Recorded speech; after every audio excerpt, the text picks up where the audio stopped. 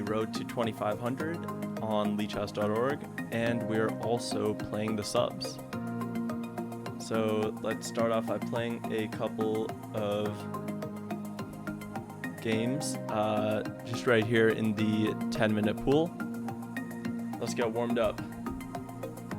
We have a track record of losing the first game, but we're going to try and correct that. You know, everything can change. Let me know how the music is. Yeah, trying something new. If you're watching this on YouTube, don't forget to like, comment, and subscribe. Helps me out a lot. Yeah, let's see if anybody wants a game in the 10-minute pool.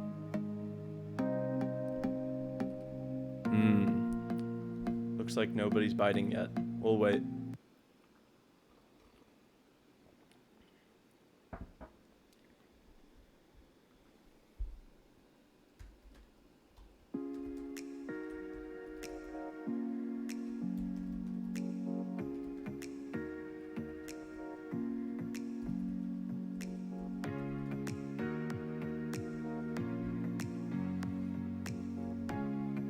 Okay, looks like we got someone. Let's go 1d4. Okay, d5. Let's go c4.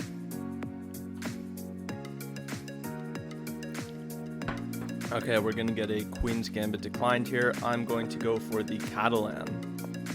One of my all-time favorite openings. It's just g3, you fianchetto the light square bishop, and you castle kingside. So let's see where this takes us. D takes c4. Okay, this is a pretty common move. I'm just going to continue as per normal. Go ahead and castle. Black will also castle, and then queen to c2. This is the idea. So we're hitting against this c4 pawn.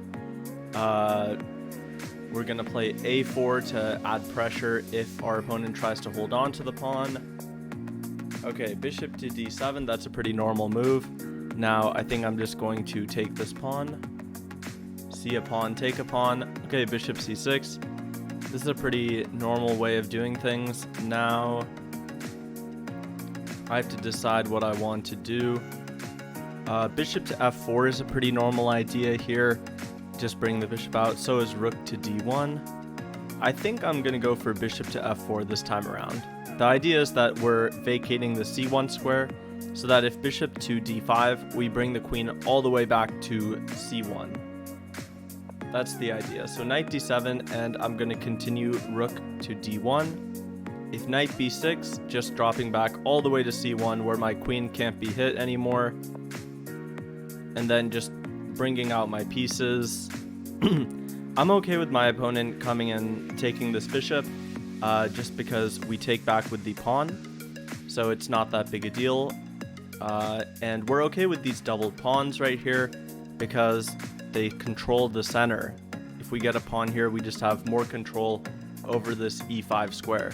So yeah, knight to d5 is played.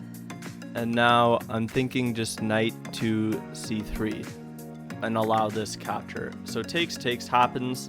We get these doubled pawns that I was talking about, controlling the center. And yeah, now we can go e3, solidify, knight to e5. Just all of these classic moves that strengthen our control of the center. So we really want to use all of our pieces to come down on these dark squares right here, especially the e5 square. We might also be able to use the g-file at some point, like move the king to h1, rook comes to g1, and then we start putting pressure here. That's definitely a possibility. But yeah, next move probably... Okay, he goes queen to d6. He's targeting this pawn. I'm thinking of maybe holding back on this e3 move, because my queen might want this e3 square at some point. So I'm actually changing my mind a bit, thinking that knight to e5 might be a good try. Yeah, so he's not really attacking anything now because I have my queen protecting the f4 pawn. So let's think, what do we want to do? If knight to e5, he trades the bishops, takes, and he goes c5. So he is breaking things open over here, but I don't feel too concerned about that. I think we're okay there. So, all right, let's trade this bishop, the light square bishops. Takes. Now maybe the queen comes over, queen e3, queen g3. Maybe the rook comes to g1. But yeah, okay, so c6 is a little bit strange. I thought he was going to go for c5, just breaking things up, but he doesn't. Now, I'm thinking about bringing the queen in. Maybe the idea is meet that with knight to d5. That's very possible. I'm thinking about this rook lift as well, but this d pawn goes unprotected. Hello, Dark Cosmos. How are you? Good to have you. Okay, so what should our plan be here? I want to take advantage of the G file. So I want to bring a piece over there somehow. And this is what I'm thinking. Okay, well, I don't know if knight d5 is that big a deal. Maybe, do we go e4? That might be pushing it a bit. But okay, it is expansion. We're getting a pawn to the center. And we can possibly drop back and threaten e5 at some point. Queen to e3 is coming, and most importantly, we're stopping our opponent's idea of knight to d5. So he goes rook to d8, okay. Now we'll defend the pawn with queen to e3. And I'm thinking maybe bring the rook to c1. That way it puts pressure on the c file. Our rooks are both on good files. The one thing I have to watch out for here is some sort of c5. So if my opponent wants to push this pawn, then that's something that I should be wary of. But he's not doing it. He instead goes g6, okay? Maybe trying to put a knight on h5. That's definitely possible. So if I move this knight out of the way, I can threaten e5. So maybe knight takes f7, king takes f7, e5. Is this possible? It seems like it could be. So I weaken his king, but my king will also be weak. I'll have these double isolated f-pawns. So something to consider. Okay. I feel like his king is pretty weak there. But I mean, I do have to be very careful of the weaknesses I'm making myself. But okay, let's go for this. Knight takes f7. I do like the e5 idea, so that's why I'm going for it. And I think if I can get my knight versus his bishop, I should be happy. So e5. If knight g4, I'm okay with this. Takes, because my pawn structure gets corrected. So that's a big plus here. That if my opponent tries to go like, let's say knight d5 or knight to g4, then in the process of trading queens, I take back with my f-pawn, and suddenly all these pawns are happy. So I think my opponent's just going to drop back right here, queen to d7, allow me to take his knight. He takes back with the bishop. Yeah, that's what happens. I'll take the knight. He'll take back with the bishop, and now I want to put the knight on this, on this central e4 square. This is the idea. And now if he takes, I give this knight check, and I should be good there. So okay, I'll go here. My opponent probably considering this. It is a valid possibility. One of the lines that I'm looking at here is bishop takes. Okay, he goes queen d5. Okay, now he's created this pin, so I can't do anything with the knight at the moment. So I can move the king back, king to g1. This seems like the most logical move, stepping out of any problems. Now, if he goes here, and I give this knight to g5 check right away, I'm risking queen takes g5, f takes, and then he takes my queen, and my structure is all messed up. So after he takes, I don't think I can go knight to g5 right away. Yeah, so he's up a pawn for the moment. I don't think knight g5 right away. I think I might have to sack first. So sack takes knight to g5 check. The king moves somewhere, and then I take this e-pawn. This is my idea. And I think it's pretty good. So, okay, we'll sack. My opponent is going to take back. By the way, let me know how the music is, if it's too loud or not loud enough. Still getting a hang of this. But yeah, we basically are sacking in exchange to open up our opponent's king side. And this e6 pawn is super weak, so he has to be careful. He can't go to any of these squares because then I take this pawn and it's a fork between the king and the queen.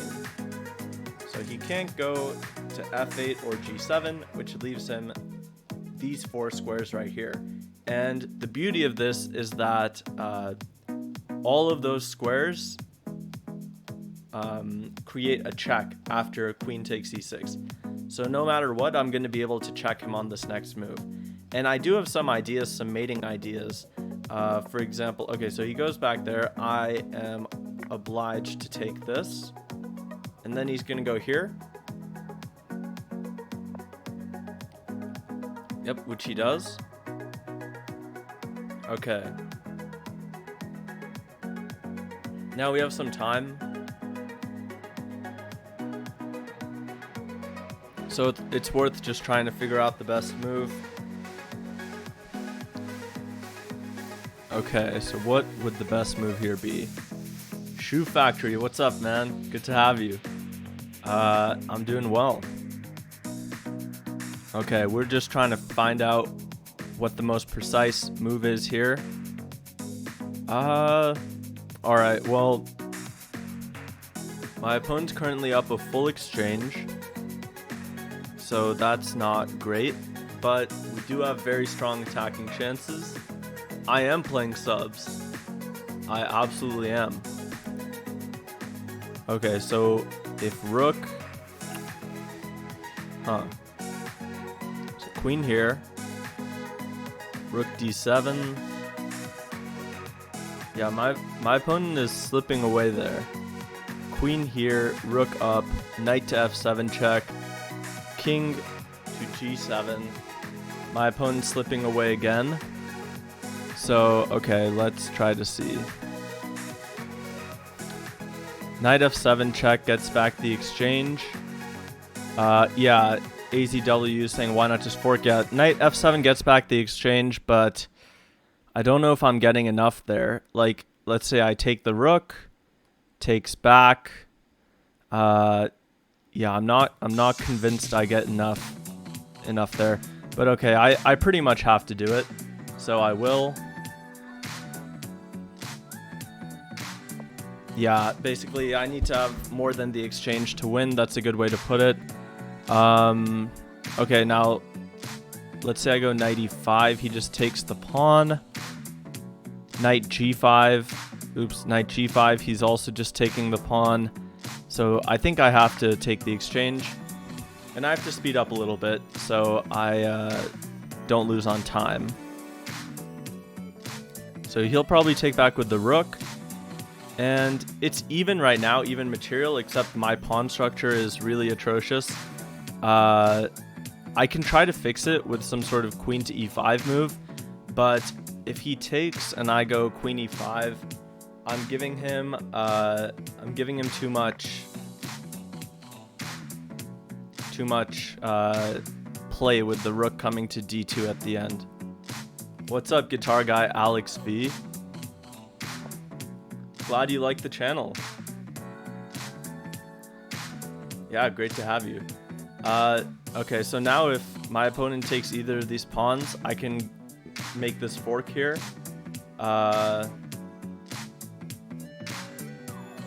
Yeah, Shoe Factory. Nobody else is in line. So, yeah, you can go ahead and send me a challenge. You are a subscriber.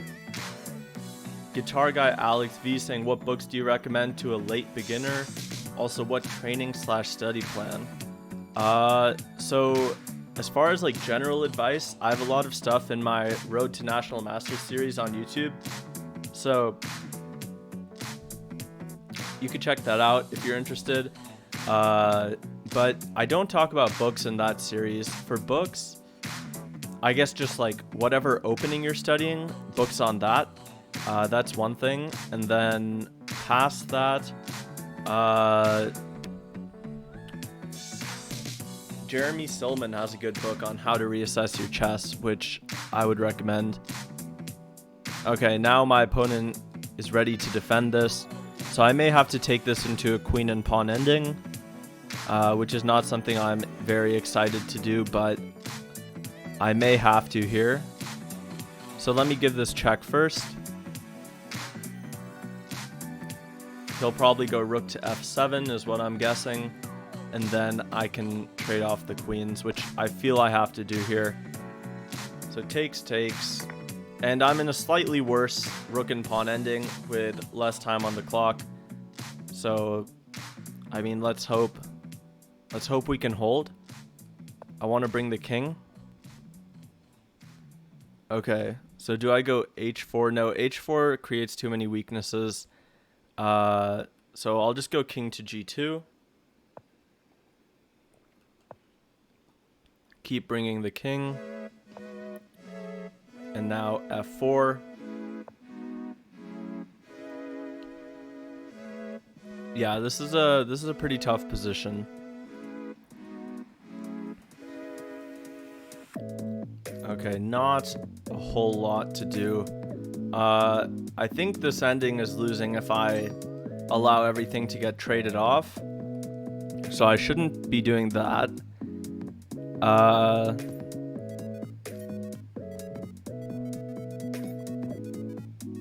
But okay, I don't have too many options. Takes here. And then I just get a worse rook and pawn ending. So okay, I'll go rook to e4. And I guess we'll find out whether this is lost or not.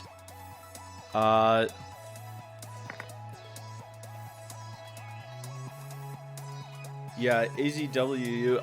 I'm saying it's worse because I'm a bit overextended. So even though I have a passed pawn, my position is a bit overextended. Like the pawn is a weakness instead of a strength. And now, okay, we're just a pawn down in a rook and pawn ending. Not ideal, for sure. This guy has a question mark next to his rating, so who knows how powerful he is. I certainly don't. Okay, a6 is a solid move. Okay, I'm just gonna go here. Try to trade off the rooks, get this h pawn, but I don't think my opponent's gonna allow me to do that. And we also have to speed up a little bit. Okay, check. Let's speed up. Bring the rook down here. And then come after his pawns. I can pre-move that. Okay. So we get this trade.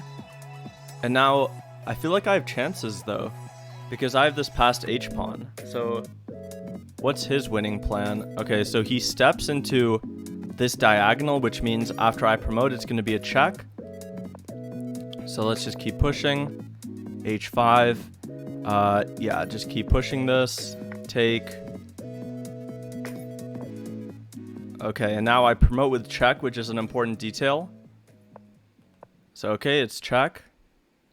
And now I come back, so queen h6, and I come back to c1. Okay, now it's completely winning.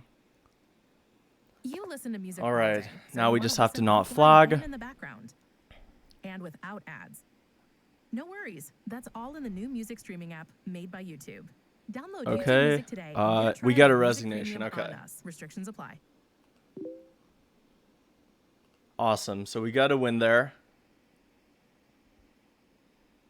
Ooh. Shoe Factor saying nice conversion. Yeah, honestly, I got a little bit lucky because my opponent let me trade the rooks. And then, like, he got screwed because his king is on the diagonal of the promotion square. So that's how he got in trouble. But okay. Shoe Factory has sent a challenge. Let's do it. Shoe Factory. Ice King Frost, how are you? The infamous Dr. Byrne. Okay, let's go e4. I've been playing around with e4 a bit recently, and when my opponent plays c5, I just play it like a reversed English. So I just play this d3 thing, and it seems to work out for the most part. So I don't really complain. I can't complain. Yeah, f4.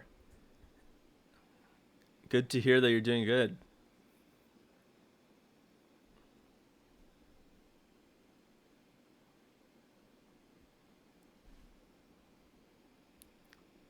Yeah, and Ice King Frost, if you were, I believe you were gifted a sub, so go ahead and send me a challenge since you're a sub. I'm back on the grind. I am back on the grind. Yeah, we're up to 2388 now, so we're doing our best. About 100 points away from 25. Okay, we're gonna play Bishop E2, and I believe that this endgame is pretty good for white. So I go into this endgame a lot from the black side, so it only makes sense to accept it from the white side. So the idea is just put a pawn on c3. Okay, so knight d2, or sorry, knight f6. Now I'm thinking knight to d2. Yeah, I don't necessarily see a better way to do this, so I'm gonna go knight d2, pawn c3, bishop c2, and play this pretty slow. Yeah, this is the best way to do things. Just put the pawn on c3, and slow play it. You're not a sub? Huh.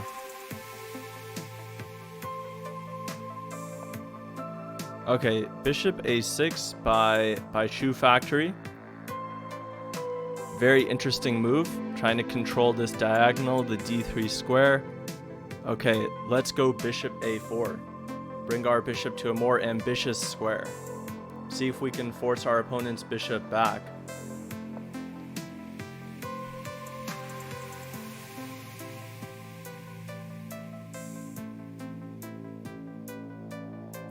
Buzz Buzzard, the infamous Buzz Buzzard.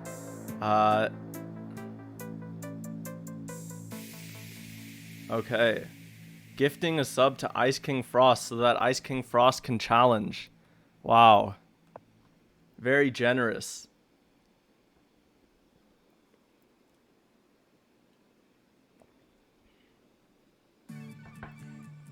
Okay, so we forced this b5 move, which I would argue is a concession because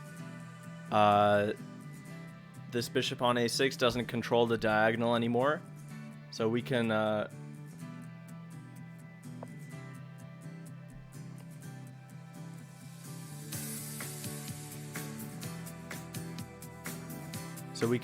call this a mini victory.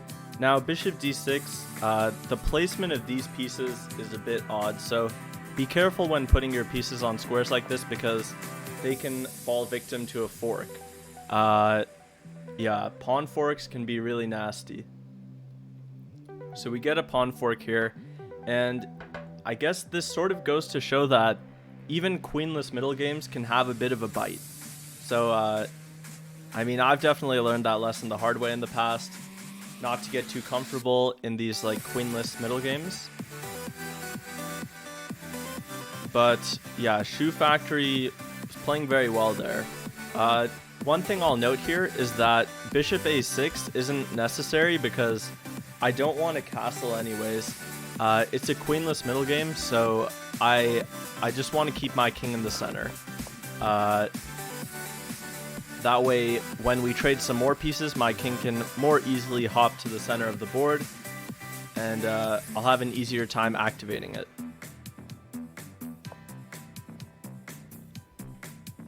Okay, knight d5 is a good move.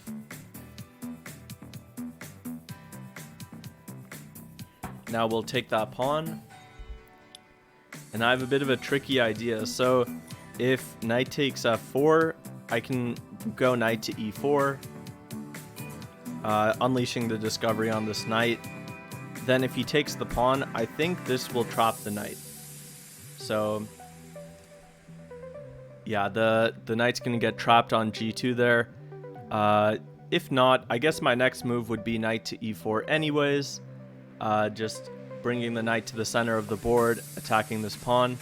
So knight to e3 is a good move, but I think against this I have bishop to e4. And I want to just put pressure on this diagonal, and hopefully address this knight on e3 on the next move. Move the king up, something like this. He's threatening this g2 pawn, but I'm not too concerned about it at the moment. I could even go pawn to g3 or rook to g1, something like this.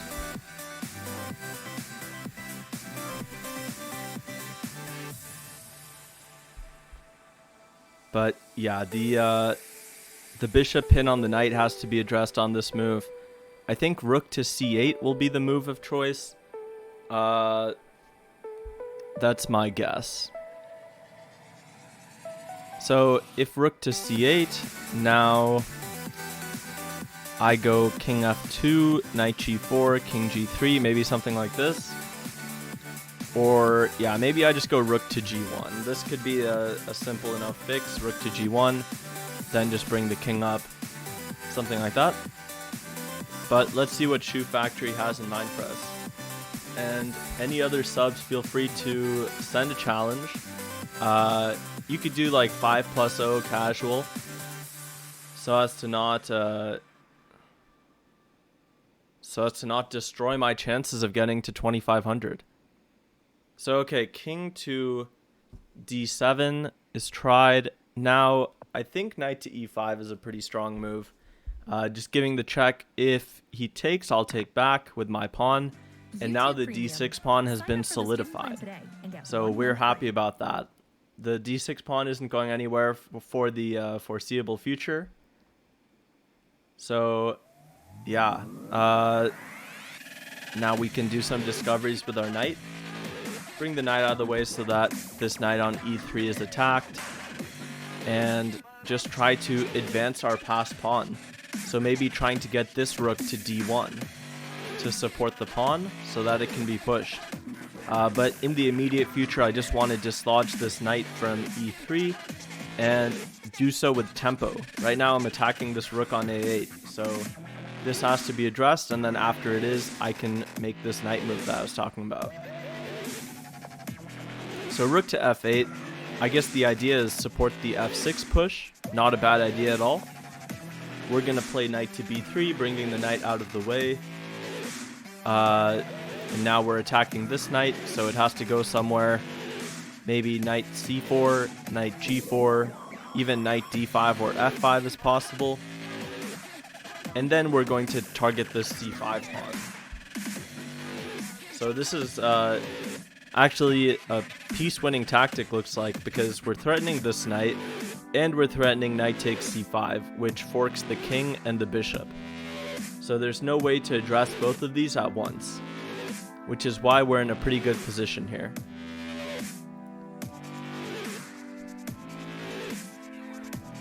Let's see what Shoe Factory wants to do about this. c4 with the idea of attacking this knight. If I take this knight, doesn't quite work out because we still have the knight to c5 trick. And this tactic still wins the bishop on a6. So we are fine there. Okay. Let's just see. Let's see what happens.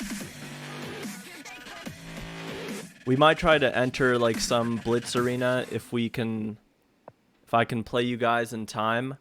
Okay, f5. Interesting. I'll take this knight and I'll come around for this fork. So yeah, there's an arena that starts in about 20 minutes, so if I can play you guys in time, I can try to jump into that arena. But of course, you guys are the first priority, so anyone who wants to play and is subscribed can, of course, play. All right. We can set up some cool mating nets here. Like, for example, if king d5, he doesn't do it. Okay. If king d5, then we could go b3, knight b4, and that's a pretty cool mate. So, I mean, it is a bit of a pipe dream, but we can only dream, can't we? Let's castle queenside, just to get this rook behind this pawn. This is what I was talking about, that this passed pawn needs to be pushed. So we want to put a rook behind it so that we can push it properly. And actually, it's possible to push on this move, d7, just because if he takes, we have a discovery tactic. Bishop c5 is a check with the rook, and we're attacking this rook on f8. So d7 is possible. Okay, he goes here. Interesting. So now I think I might just come around and take it with the rook, just so that I don't have to give up my e5 pawn. If I took, he was going to take on e5. So let's just try to win the pawn outright without allowing too much counterplay. And we get a resignation. Okay. Good game, Shoe Factory. You played really well. Very impressive play. Now it's time for Dr. Byrne. Got wrecked after bishop d6. Yeah, that was tough, the pawn fork. All right, we're going to play the 4 knights against Dr. Byrne. Okay, bishop c5. I believe I have this here, even though I'm not 100% sure because I'm not a tried and tested e4 player. But I know that this tactic exists.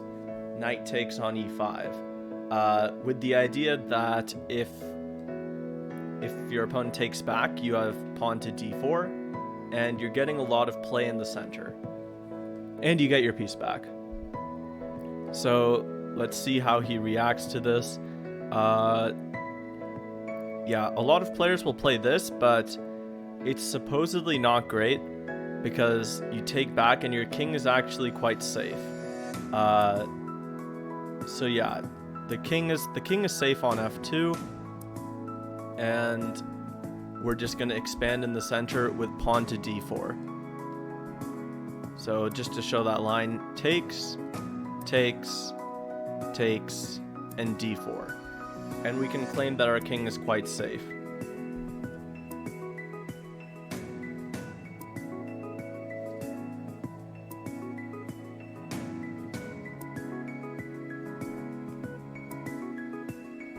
Okay. So, if knight takes on e5, we can go pawn d4 with the same fork. Okay, queen f6. This is interesting. So, Dr. Byrne wants me to take the knight, and then instead of taking back with his pawn, he's going to mate me. That is not very nice. Dr. Byrne is always out here trying to checkmate me. Always with some trick or the other. So, I mean, I'm thinking maybe knight d3 is not that great because although it attacks this bishop and defends the pawn, we're getting in the way of our own progress because we won't be able to push the d pawn. So I think the simplest approach is just to come back, knight to f3. We stop the mate, we get our knight out of dodge, and we also threaten things like knight d5, but most importantly, we want to put the bishop on c4 and get castled. We don't want to play any games. We just want to get castled.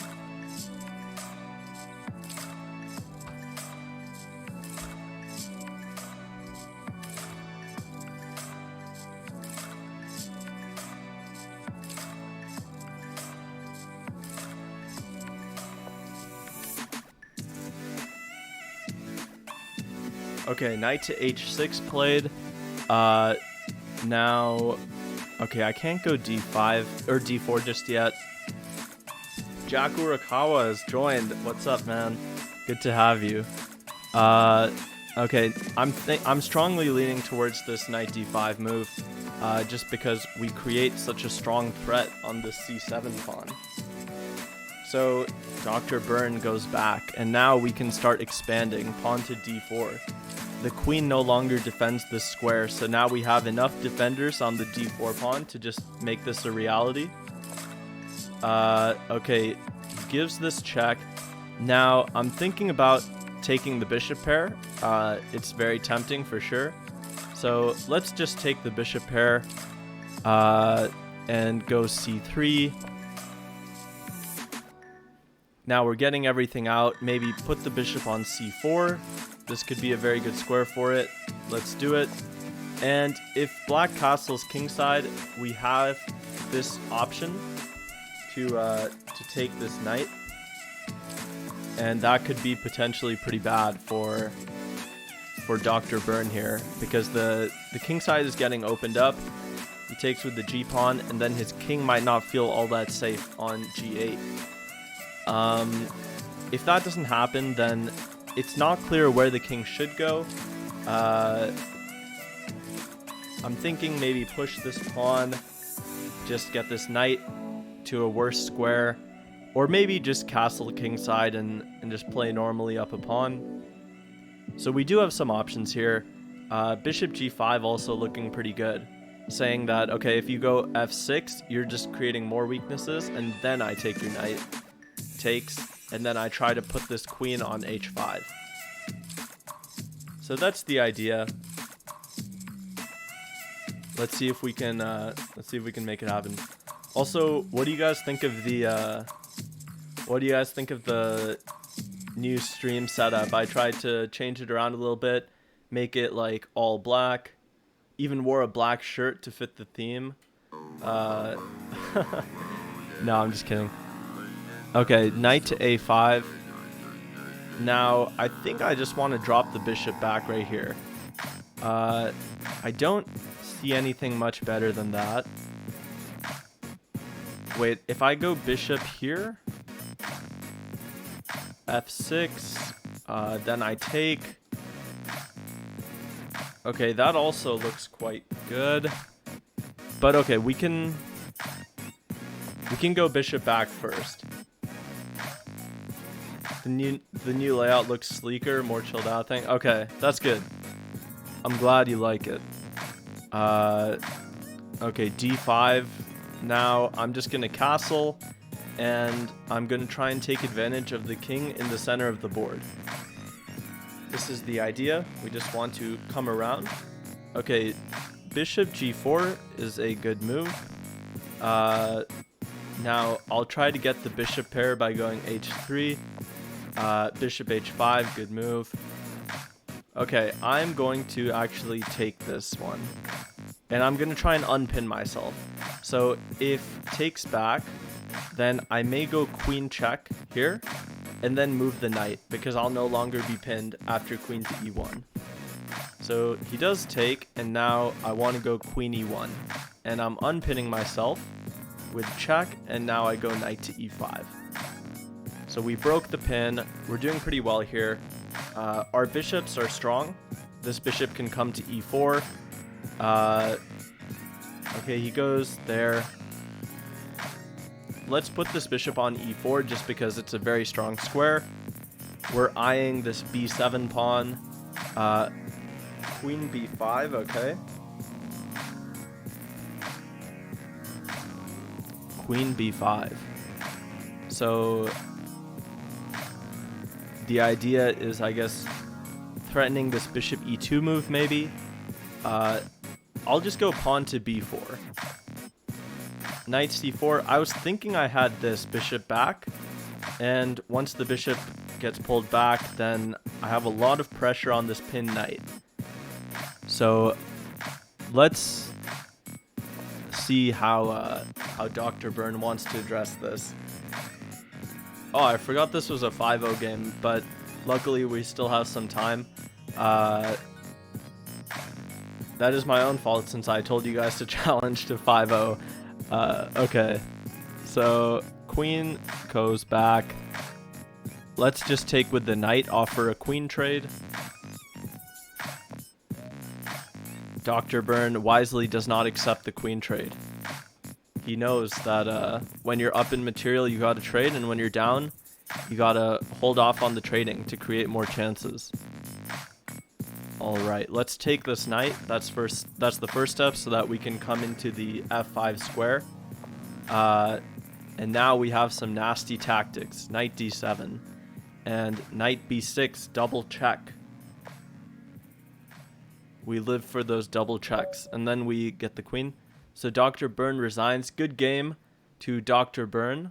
Thanks for playing. You play well every time. Definitely a lot better than your 1400 rating. So great job. Okay, looks like we still have some time before the Blitz Arena starts. So if there's someone else we can see, or maybe we can play a warm-up Blitz game. Let's see. So, okay, if we don't have another challenge coming up, let me first address Dr. Byrne's comment. How did you like my play? So should I run into the fork in the beginning, or was it right how I did it?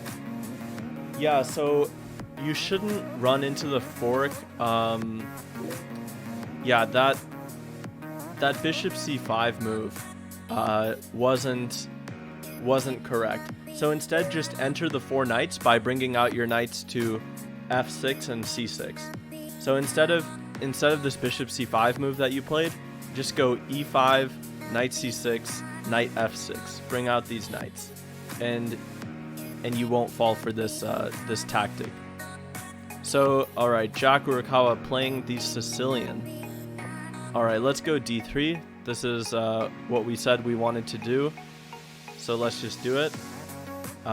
This reversed English setup with okay, f4, and we're just putting the bishop on e2. Saudi Gambit just followed. Shout out to Saudi Gambit. Welcome. Okay, so we're just going to get castled, put a pawn on c3, and we're getting a pretty similar game to what we had against Shoe Factory. The exact same moves so far. So let's see how this goes. d5, I played bishop e2 against Shoe Factory, so I'll do it again here.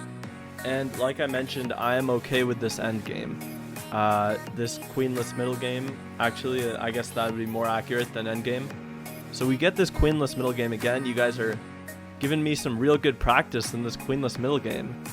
Now when I get this over the board, I'm going to just belt out all the moves. I'm going to know exactly what to do. And it'll be thanks to you all. Keep entering this against me. Okay, so knight d4, interesting idea. Let's go c3. And the idea is if Jack Urakawa takes my knight, I'm going to take back with the bishop. Important, because if I took back with the knight, I lose the defense of my e-pawn. So I don't want to do that. Bishop d6, and Jack Urakawa makes the same error as a Shoe Factory.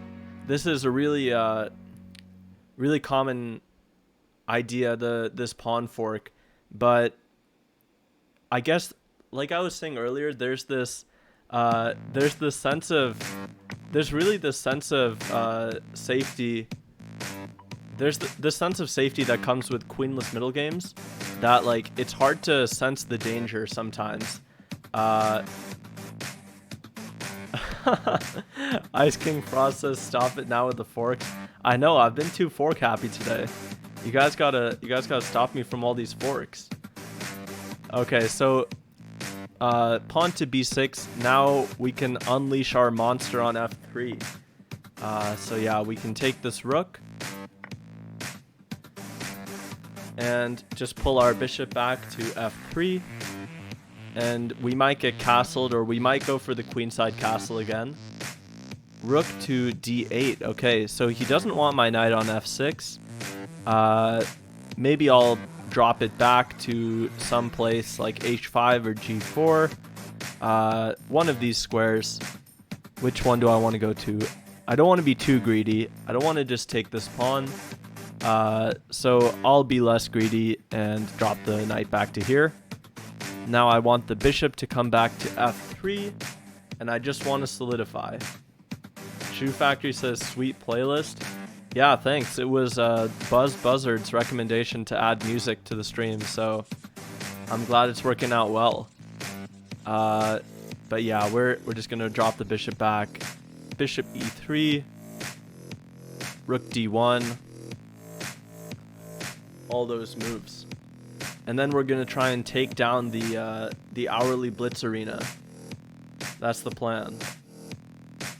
Bishop a6, good move, really controlling all these squares. So yeah, Jack Urakawa playing some strong moves. Let's bring our bishop out. And we just want to consolidate here. When you're up in material, you just want to consolidate. So that's what we're going to try to do. And whenever I say consolidate, what I mean is just like put your pieces all in good squares. Actually, I totally blundered that bishop on on a8.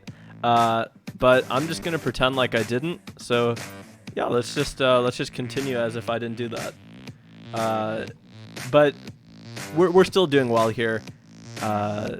Jack Urakawa playing well. He did trick me there. He took my bishop. I should have brought it back, like I was saying. Must be some mental tricks he's playing on me. But we still do have that rook that we're holding on to. So we can be happy with the position for now. And just get in the right mental space to destroy everybody in the hourly blitz pool. You guys are training me for the destruction that's about to come. Yeah, we're just bringing the knight to the center. We have f5 ideas now with this bishop skewer, I guess it's called. So he takes like this, but now I can take back and take this rook.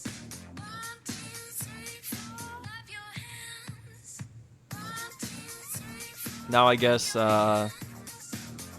just try to convert on the material advantage. Maybe set up some sort of mating net like this. This is a common mating net where you take the dark squares, and then if the king steps back, can bring the rook in for mate.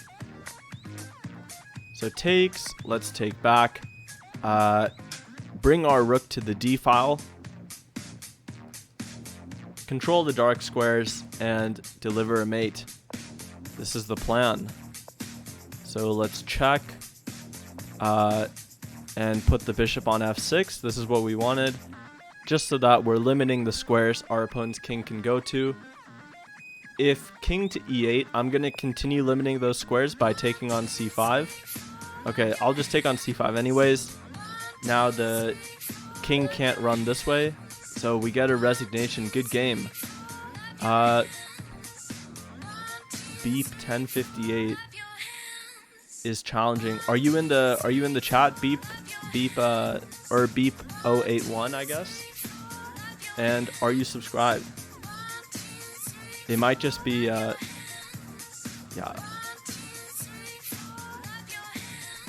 Okay. So let's join this hourly blitz arena.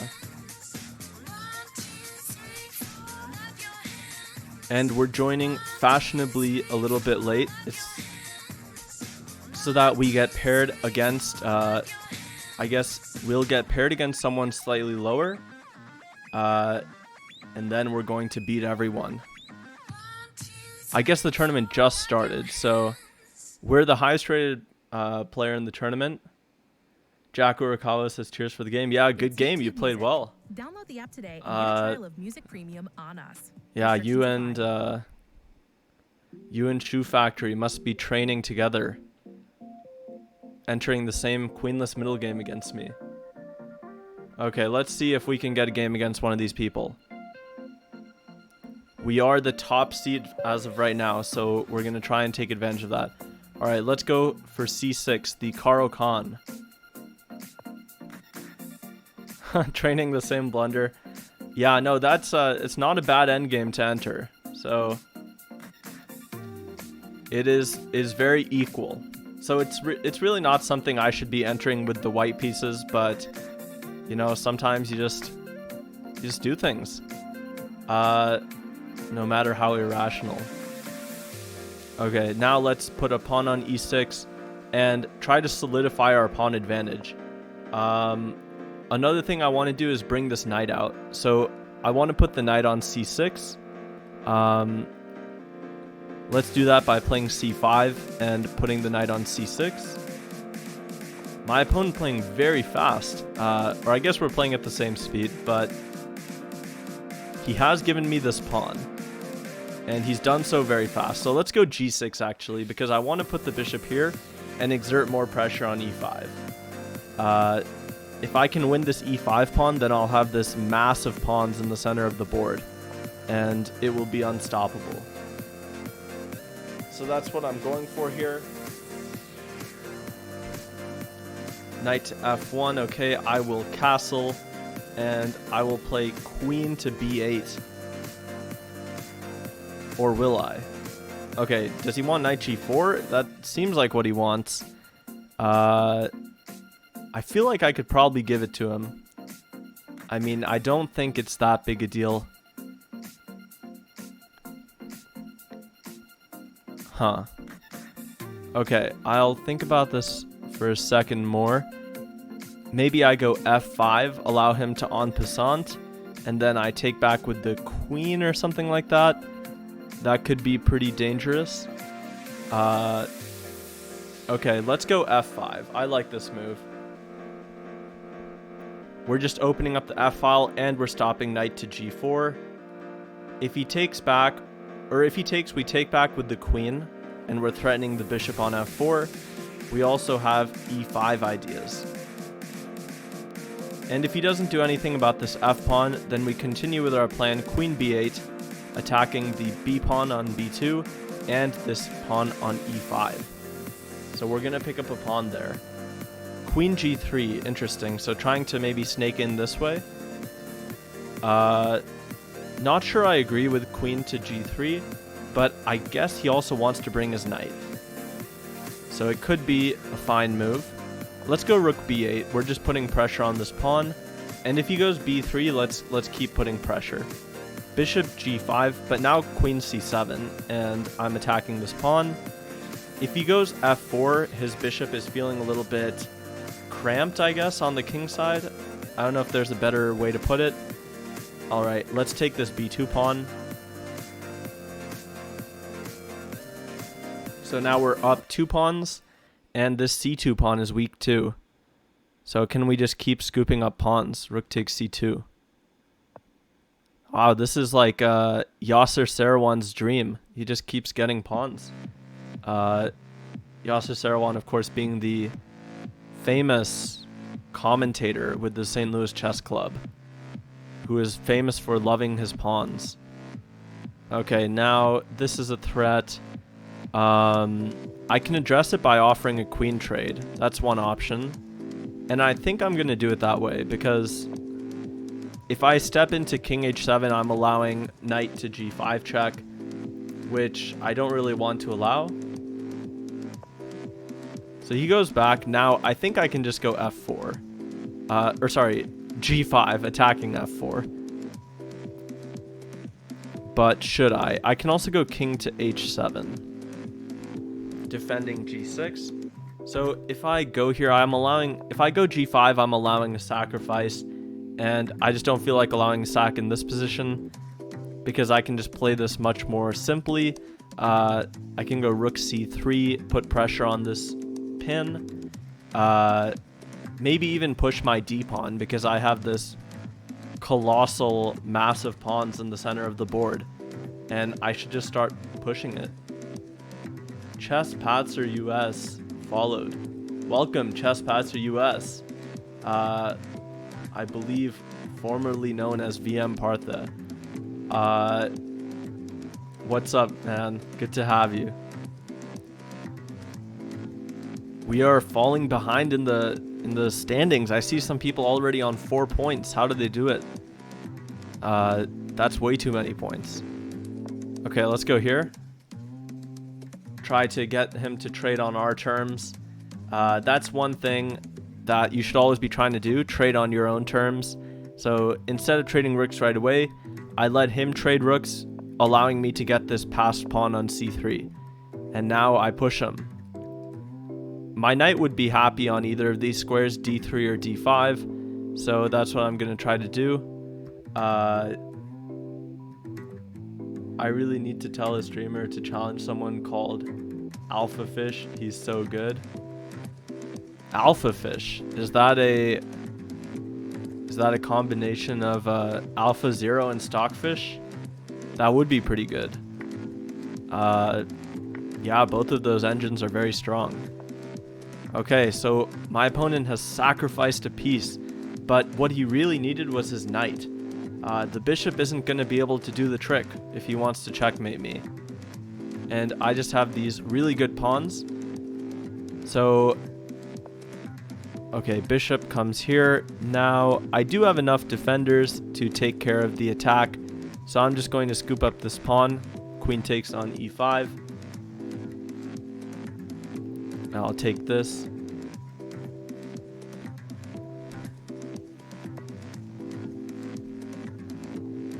Okay, so bishop f4. Maybe I'll just drop back to f6. Maybe I just come back to d5. And now look at all these pawns. Man, that's a lot of pawns. Okay, bishop here. He really wants this trade, but I don't know why he wants this trade so badly. It's not that great for him. This bishop trade. It beat you 23-0. That is a tough look. I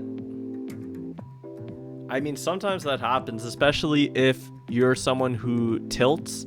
I don't know if you are, but if you are, then that can happen sometimes. You just start losing a lot of games in a row. Okay, but on this position, we're defending everything. We're pushing our passed pawns, and we're happy. We've got these two amazing pawns here. We can back them up, c4. But more importantly, we just want to push them and not allow any perpetuals, which we seem to be doing at the moment. My opponent offered me a draw, but I'm not interested at the moment in his draw offer. So we're just going to push our passers. Bring a knight to d4. It's very strong there. Yeah, knight d4 is a nice fork, and he cannot take on c3 because we have knight e2 check with a really nasty fork. So there's no queen takes c3.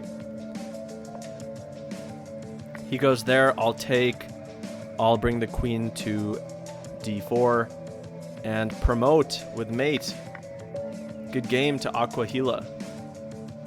And okay, we're not making as fast progress as some of these guys. Maybe we'll have to berserk at some point. Maybe. Okay. We're playing a... Should we berserk? Okay, let's just berserk. I'm not that fast, especially on stream, because the pieces do move a little bit slower, but let's just try to go as fast as possible and get a win. Okay, the Budapest with knight e4. I actually don't know this line. I only really know knight to g4. I know knight e4 is a thing, but okay, I feel like there's supposed to be some trap with like knight takes f2, so I'm gonna try not to fall for it. I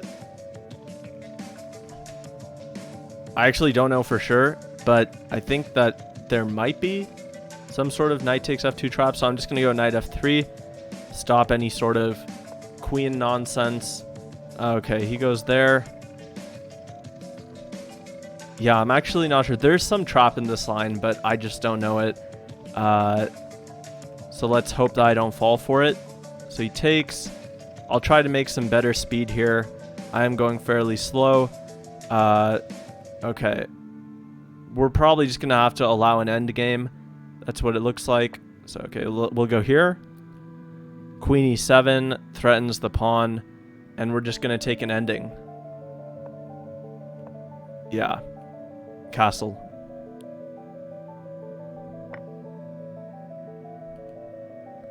And take this knight, and we're just going to try and grind him out here. We're not better. That's quite clear, but we can try to fight for an advantage. I think we can. Okay, let's allow him to queen trade. And we're just gonna try to grind him out here. Gotta go fast though. Gotta remember to go fast. Otherwise, we're gonna be in trouble. So that's gonna be the mantra. Just go fast. If he goes bishop to h3, I can step out of the way. King to h1. But yeah, we just want to get these berserk points. Now the rook is threatening to come to d5, and we're going to try and get some time on the clock. Okay, this is actually quite a serious threat, so I should be more worried about that than I currently am. Okay, we'll go here. Offer this queen trade. See if he accepts or not. And if he does, we just get an ending, normal ending. If he goes h3, I'm seriously considering taking and just trying to take advantage of the open g file somehow. Okay, he goes there. I'll just stop him from going h3 by playing it myself. And I want to go c5, just break things open over here. And I think this will give me pretty good winning chances. Ooh, I just allowed bishop takes h3 on accident. Luckily, I have the b7 pawn if I want it. So that's a bit lucky there. So we'll take on b7. If he goes rook b8, we come back to e4. Yeah, so rook b8 attacks the bishop, but we want to threaten his rook. Play moves with tempo. If f5, we play bishop d5 check. If rook to g4, we play bishop to f3 with tempo. So basically anything he does, we play our next move with tempo, or we just get a free move. So okay, he goes rook g4, and I'll come here with tempo. Now he has to move the rook again, and I can play b4, protect the b pawn, because we're doing everything with tempo, meaning that we're forcing our opponent's hand. And we've about equalized on the clock with a fine position. Okay, let's just say we're still watching. Okay, come back to this. Rook to d4, attacking this. He has h3, but I think I just go g3 or g4. Okay, let's go g3 for now. We can always go g4 at some other point. King h2. Just try to win this h3 pawn in some endgame. Yeah, let's go king to h2. We can't allow him to push h2 because then his pawn would be too far advanced. Next idea might be rook c6, target the d6 pawn. So this is what we want to do. We can also go rook h4, threatening to trade. Okay, he goes a5. I'm just going to go rook c6 because the b pawn is protected. Of course, I could take on a5, but I don't want to allow him too much counterplay. If I took the pawn, he could come down here. So I'm not trying to allow too much counterplay. I want to take this. Can I do it? Okay, let's just... Maybe we shouldn't be too impulsive. Let's go g4. Okay, the rook or bishop moves. Now we'll take this pawn because we're getting a tempo on the bishop. And we're up on time. So we should be good. The berserk paid off. We'll take the rook, take the bishop, and be happy. We get a resignation. Let's go back to the tournament. Okay, and now we're up to 6th place, although this guy is really going off. Kafka's Karache. Really going off with all these wins. 14 points, wow. Let's hope we get paired against him so that we can try to beat him, and then we will knock him off his streak. So we were playing Drebo 2133. Because he's 2100, I will not berserk. Okay, let's go f5, play it in normal Dutch. Bring the knight out. This is a pretty interesting line where they go for e4. I guess he's not going for e4, okay. Yeah, if he doesn't go for e4, I wonder if I can go for e4. I feel like that might be possible. I don't want to do anything too committal, but I feel like this e4 move might be good. Okay, so e4. I mean, I just got to do it. I got to do e4.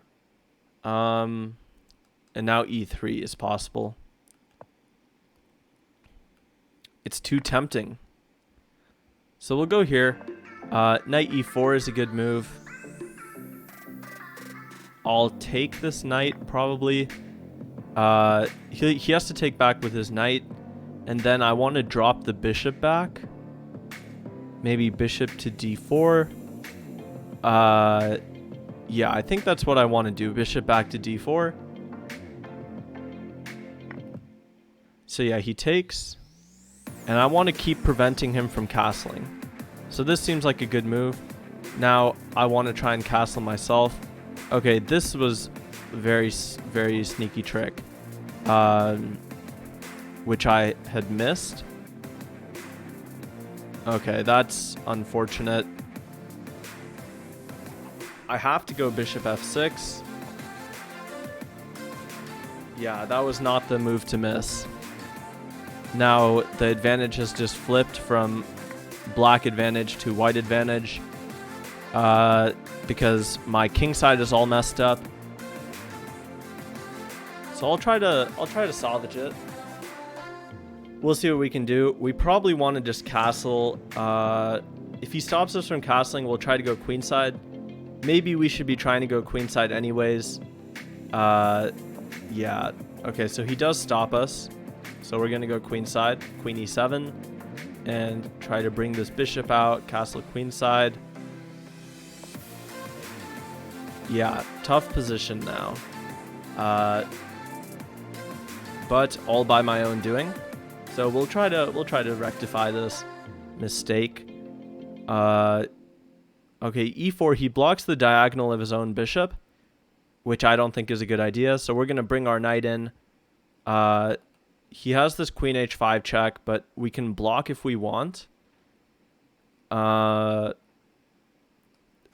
knight block? Or maybe even move the king.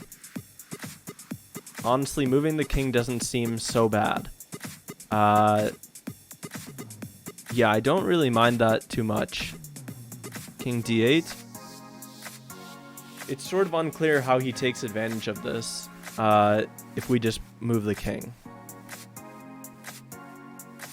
So let's see. I think he is going to play this move. But he is down on the clock. We're up about a minute. Okay, now we'll bring the bishop here. We're ready to block with the bishop now.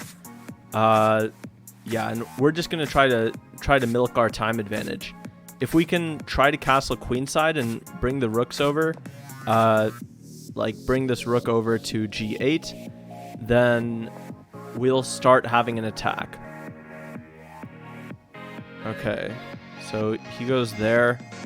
I will capture this pawn, I believe. Okay, I will do it.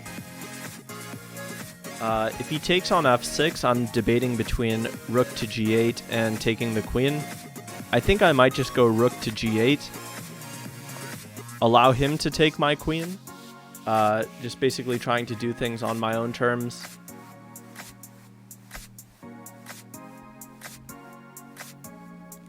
And targeting this pawn on g3 too. And I am attacking his rook, so he has to be a little bit careful. For example, if he takes, he has to defend the rook somehow, and then I come and take the g3 pawn.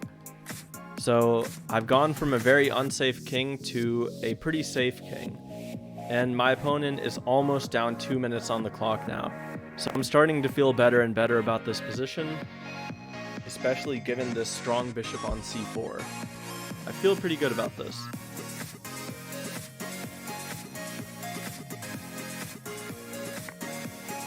Okay, he takes, I'll take back with my king. And yeah, he goes there. Okay, now my original plan was to take this g3 pawn, but he might have bishop f4, and this little trick, yeah, that might actually work for him. So I might have to do something about the bishop instead. Okay.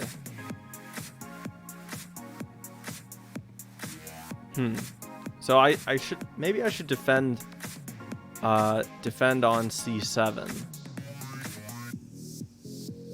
Let me think. Or maybe I sacrifice. Okay, wait, let me just defend this first. I'm up time. I shouldn't need to sack an exchange. This move, yeah, this move is strong. I'll just drop the bishop back, I think. Or, this is tricky. So, okay, let's drop the bishop back here. Now we threaten knight to d3. So he takes. Good choice. Let's go c6. Just stop anything against the c7 pawn. He is defending this. We're ready to just bring our king to e7 and go for the flag, which I think might be a smart choice. Okay, now we can put our rook on this file, offer a trade, and it is equal pawns, but we have some pressure. I would definitely argue we have some pressure. We have our rook on this second rank. Okay, he goes there, which is a good move. But okay, now I'm going to... Do I take that? Okay, I probably should. He takes, but the thing is, if he takes this pawn with his rook, he loses the g3 pawn. So it's up to him whether he wants to go for that. So he's losing the g3 pawn. He has this check, which I have to be careful of, but I'm wondering if I can just go bishop to d7. And, okay, so bishop d7. My opponent offers a draw, but I'm not interested at the moment, especially because we're up on time. So lots of draw offers today from our opponents, but we're not interested. And now we're going to trade off everything. Ooh, okay. And then we're up 2 pawns in the ending. So that was a bit of a close one, especially after that opening blunder, but we did recover, and we're doing well now. So we get a resignation. Good game. Okay, so... got a couple of rating points from that one. We're playing against a 1626, and let's go for the Berserk. Because our opponent is considerably lower rated. So we're going to try and Berserk against him. And again, just got to move really fast. So knight f3. We'll go e3. Just bring out our pieces in a normal Coley system fashion. He does go for c6, but then he goes e6, okay. So he had the opportunity to get his bishop outside of the pawn chain, like this light square bishop, before playing e6, but he didn't. Now we just have a very standard position in which I want to go e4, and my opponent wants to go e5. Very standard stuff. I get an e4 before he gets in e5 because the position is absolutely symmetrical. He can possibly go for e5 here. I wouldn't rule that out, but he doesn't. And now I have slightly more space because I'm able to get rid of my e-pawn. My opponent may try to do the same, but there are some tactical complications to this.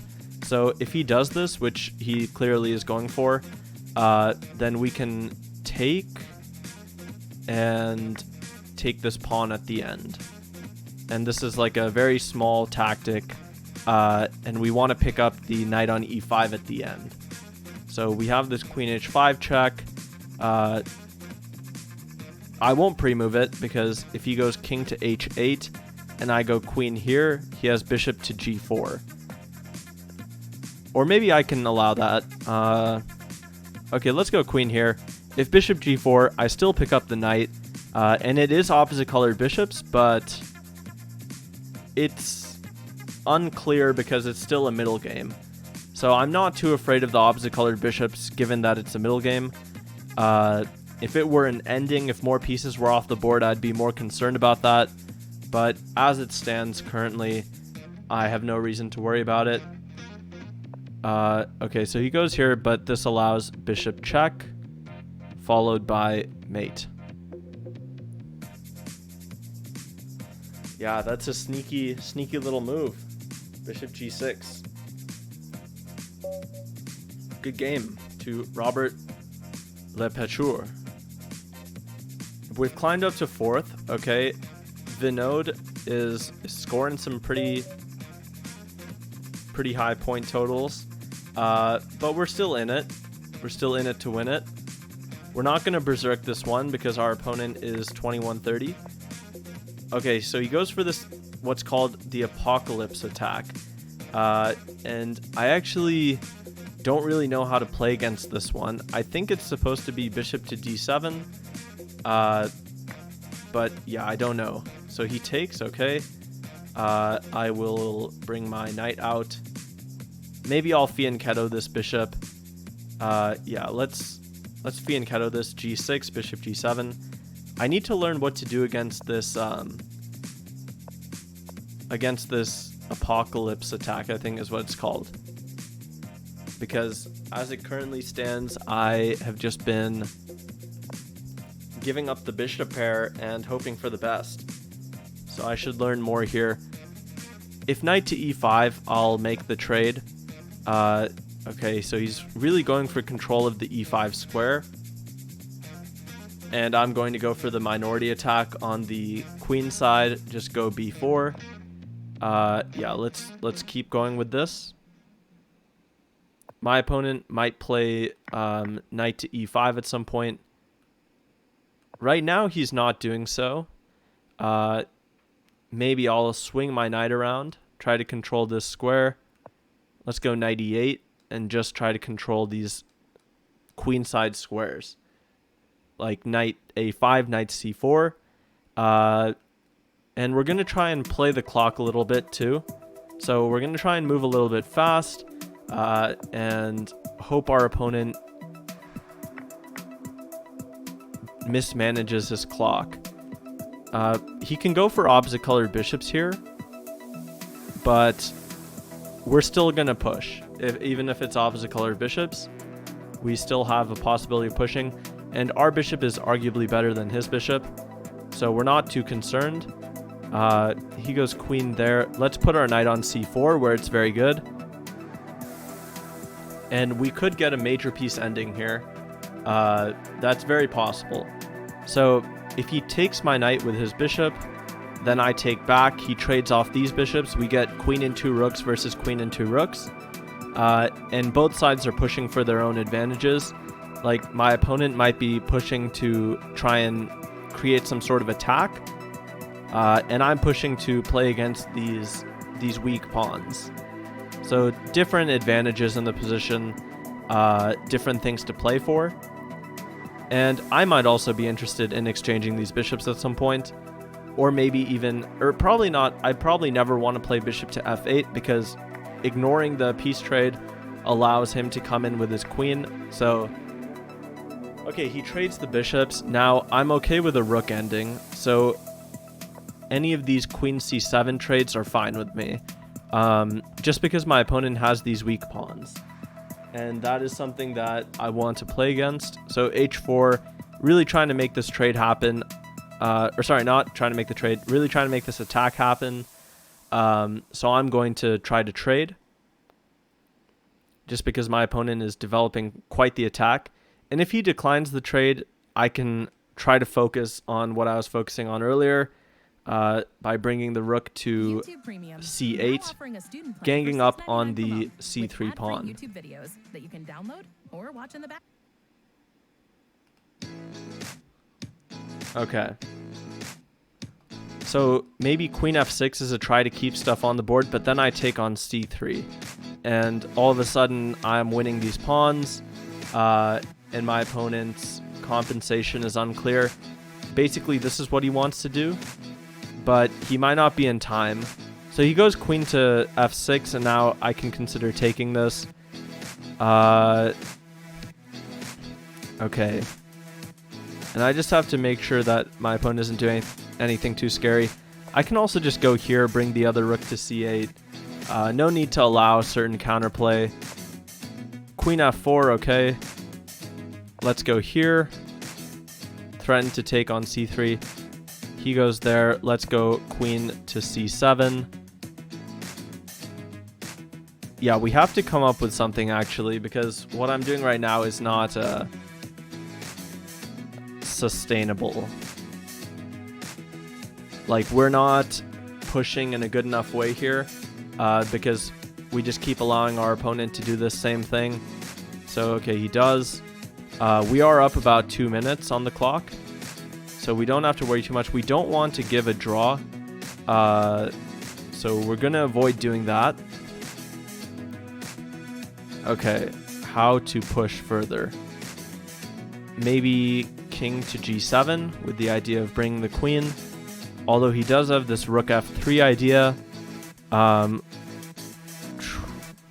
Okay, he goes there. Oh, and queen f6 isn't possible because of h6. Very tricky. Okay, that's a nice little trick. Have to do something against that, so we'll bring the queen here. Yeah, I need to start playing some better moves, that's for sure. So, alright, he gets the pawn to h6. This is what he wanted. He's accomplishing his goals. Maybe we should start pushing our a pawn. And we do need to start using the clock as a weapon. So, okay, we can't allow this at all costs. So the queen cannot move from this square. Does he have like queen e5 stuff? Okay, he goes there. Let's drop the rook back to here, is what I'm thinking. Otherwise, okay, do I have to go f6 otherwise? Which I really don't want to do, because it weakens the e6 pawn by quite a bit. But also allowing g5 is just so terrible. So I think I do have to play this f6 move. Drop the rook back, and just hope for the best. Maybe I go rook c6, play a little bit more actively. But okay, rook 4 c6 is more reasonable. Okay, not a good position at all. This one really slipped through my fingers. Let's try to consolidate. Okay, queen here. Now we're threatening rook takes c3. At least we have a threat. Otherwise, before we didn't even have that. And our opponent's running a little bit lower on the clock. So we're going to start, try to start pushing. This rook isn't doing anything, so let's activate it. Let's bring it down here. Attack this pawn. If this f pawn moves now, we have queen into h2. Okay, so he goes there. Take this. f5, okay. Interesting. Let's go. What do we do? I'm not even convinced that this is winning, though, is the problem. Like, queen to h2. I don't see a clear-cut way to convert that advantage. Okay, so let's say we shouldn't take.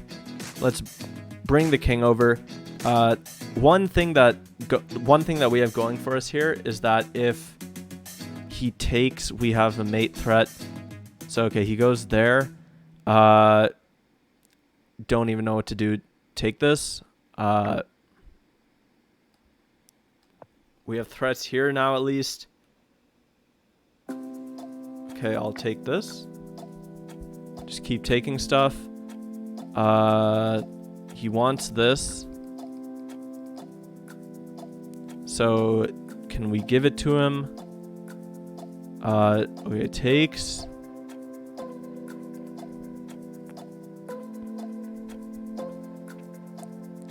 Huh. So he doesn't have much time left, which is something we've got going for us. So let's just make sure not to blunder here. Let's just block the check for now. He can take that pawn, sure. And And now let's just queen trade.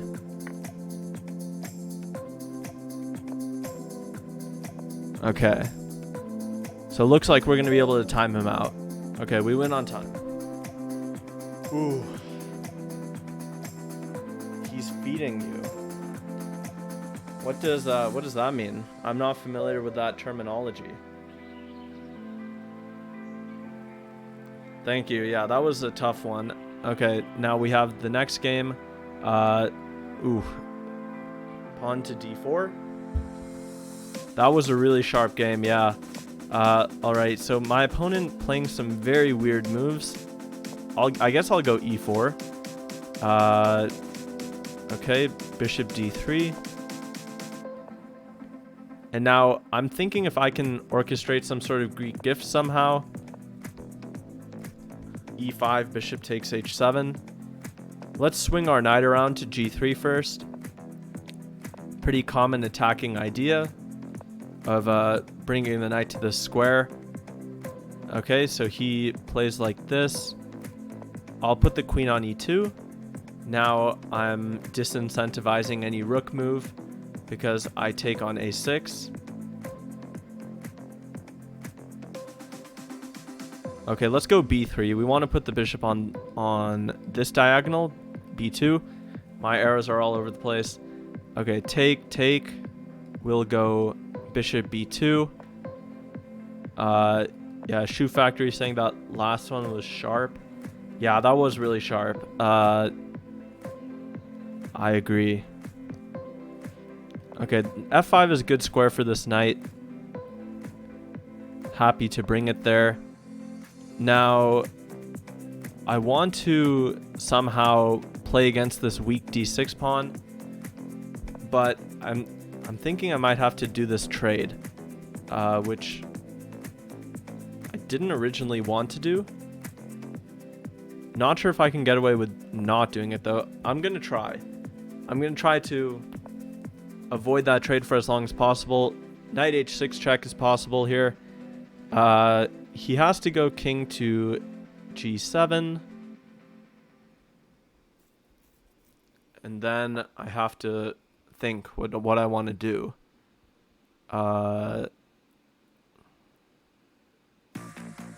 So maybe I start by taking this pawn. Although that doesn't feel right. Maybe I go here. Try to get my knight out like this, unwind. And we're down on time, which is not what we want. Because we ideally want to be using the clock as like to our advantage. So knight h5 is a good move. We'll give this check. Yeah, my opponent playing very well here. I have to admit. So I'll do this queen trade. And I'm really not playing the moves I want to be playing right now. But sometimes you gotta do that. So knight there. I'll go bishop to c4. Hit this f7 pawn. And then maybe rook to d1. Bring the rook to a more useful file. Although the c file is open, the d file could be potentially more useful. So rook here. Yeah, I think this d file is going to be the most useful file for my pieces. Is this possible? Maybe. Yeah, maybe I shouldn't have allowed that. Possibly not good by me. He does it. All right.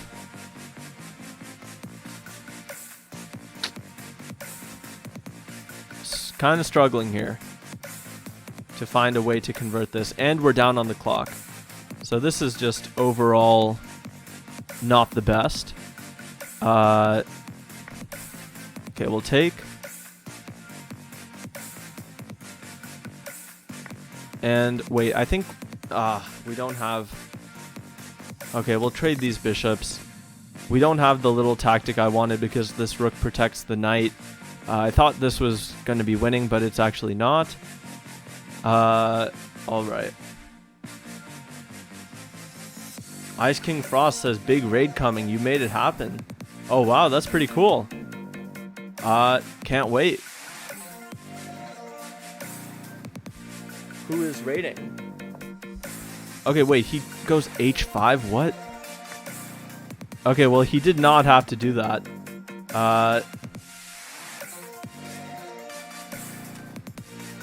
The big Greek shack is raiding with a party of 502. Oh my god. Jeez. The big Greek shack. Oh my god. This is crazy. What is going on? Oh my god. Whoa. It's your chance. Oh, this is crazy. Download the app today and get a trial of Music Premium on Ooh, us. welcome to everyone who's joining, and huge shout out to Ice King Frost for making this happen. Yeah, we're just playing some chess right now in the Hourly Blitz Arena. We just got a nice win there, sitting at 23.96. All German viewers. Awesome. Well, welcome to every person who just joined. So cool to have you guys. So cool.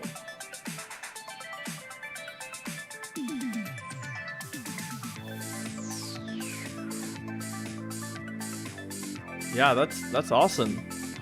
Yeah, welcome to all of you. This is a chess channel.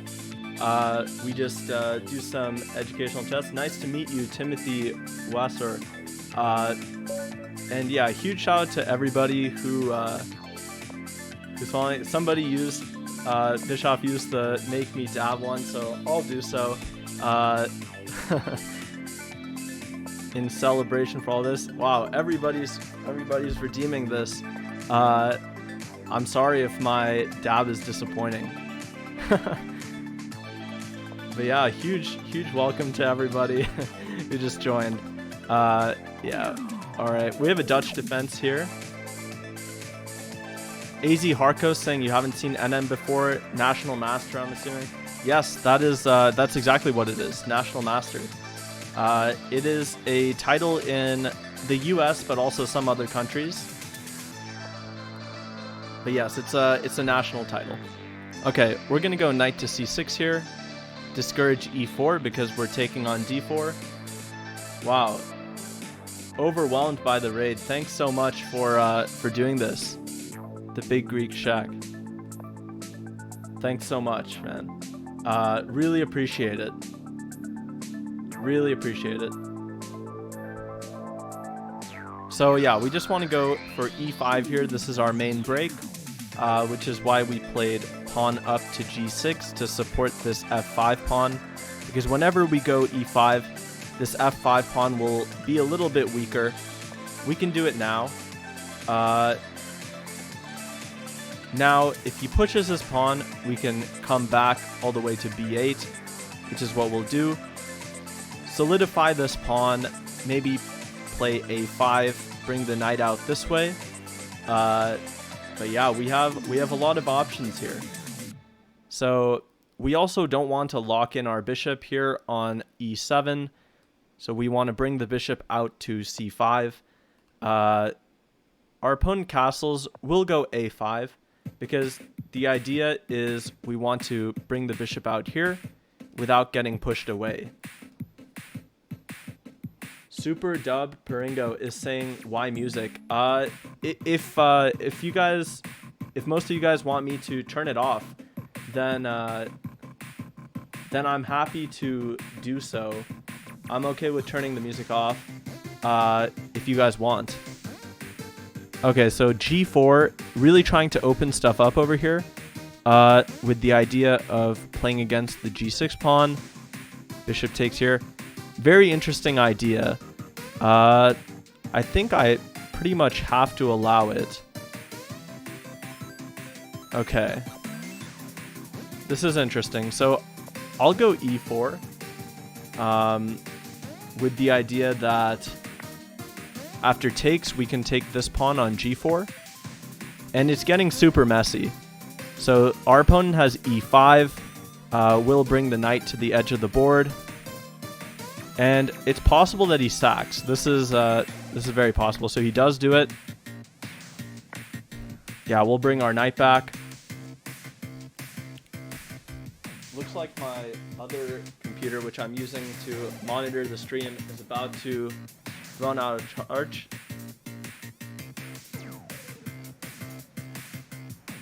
Yeah, some people saying the music is fine, but Super Dub Pringo saying that it is it's distracting or disturbing. It seems like a lot of people are saying it's okay, so I might just leave it on for now. But yeah, okay, so I'll leave it on for now. I'll bring the bishop to. Yeah, Noto says, whoa, there's like 400 views to someone raid. Yeah, yeah, someone did raid. The big Greek raided. Huge shout out to him. Really appreciate that. Okay, my opponent doesn't see that I can take this knight. I'm gonna plug in my charger real quick. Okay, I'll take this. So we're up a couple pieces.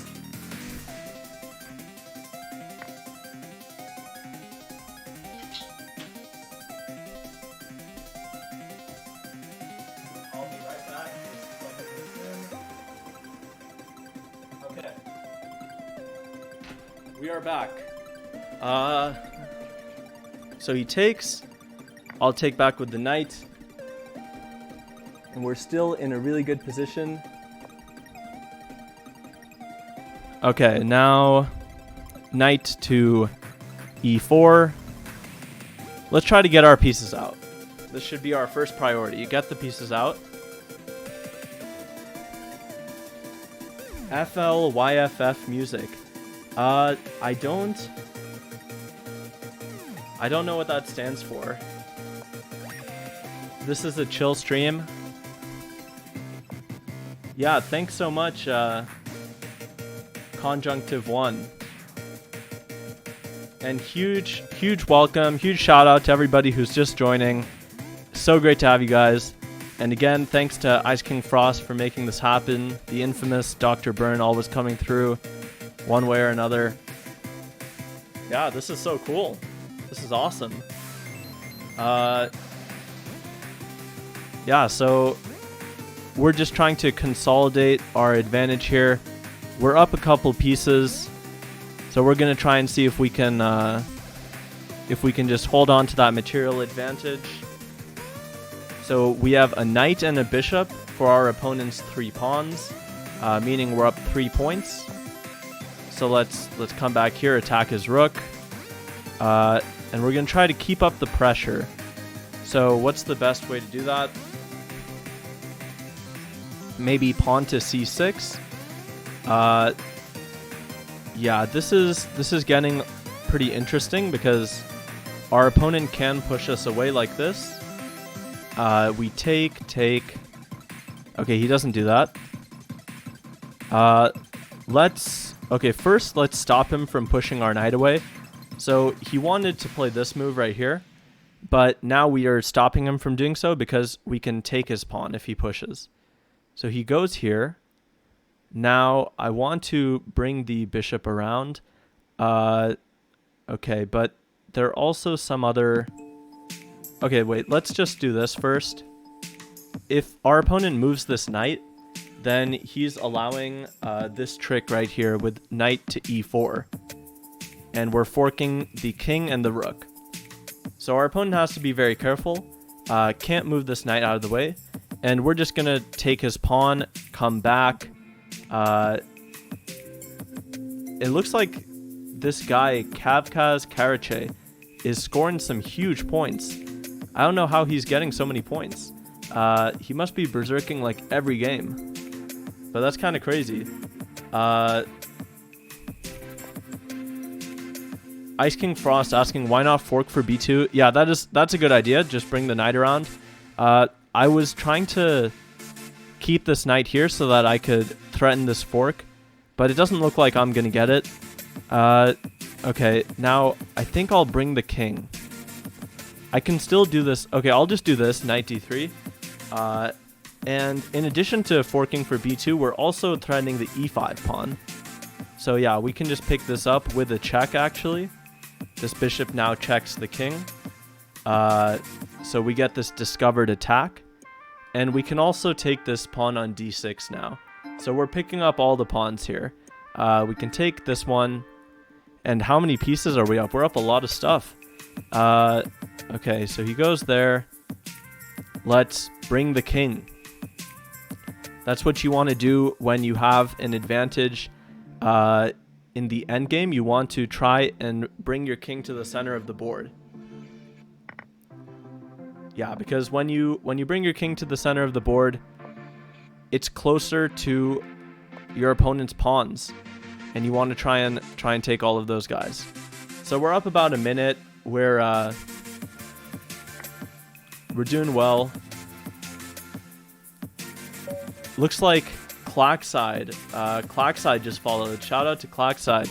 I don't know who you are, but you play in some...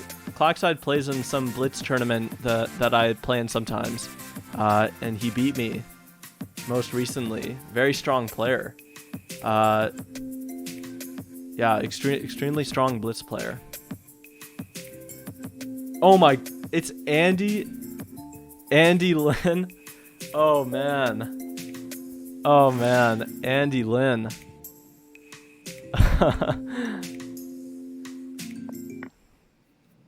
Yeah, thanks for popping by, Andy. Great to see you. It's been a long time. Man.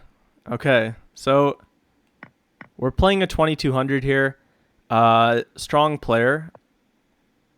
And we have the bishop pair. Also, shout out to 2001 Fix who just followed. Yeah, we're just gonna get our pieces out, get castled, and try to use the bishop pair to our advantage. So I don't know if we're gonna be able to pick up this other bishop, so we're not gonna try for now. Maybe we just go c3, play solidly. Maybe bring this other queen, or bring the queen to d2. Maybe I want to relocate this knight as well. So knight to d2, knight to c4. AZ Harkos saying, do you always explain this much? It's great to help understand the ideas. I do always explain this much. Or at least I hope I always explain this much. Yeah, I always try to flesh out my ideas to help people better understand what's going on in my head. Although sometimes there's some crazy stuff happening in my head. Maybe not everybody wants to see it. Someone has redeemed the make me dab. All right, I'll do it. Yeah, okay, so let's see. What do we want to do? Maybe bishop to f4, hit the queen. Maybe bring the other bishop to f3, possibly. Although I'm okay with this queen trade, so I'll offer it. Let's see if our opponent wants to make the queen trade, which he does. Okay. Now let's bring the rook to d1, attack this pawn. No pawn for you says check his YouTube too. It's pretty good. Yeah, I've been doing a lot of stuff on YouTube, so make sure you guys check that out if you get a chance.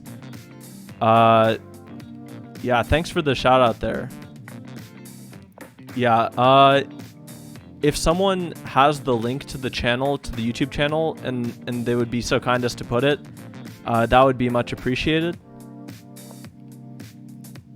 For now, we're just trying to milk our advantage.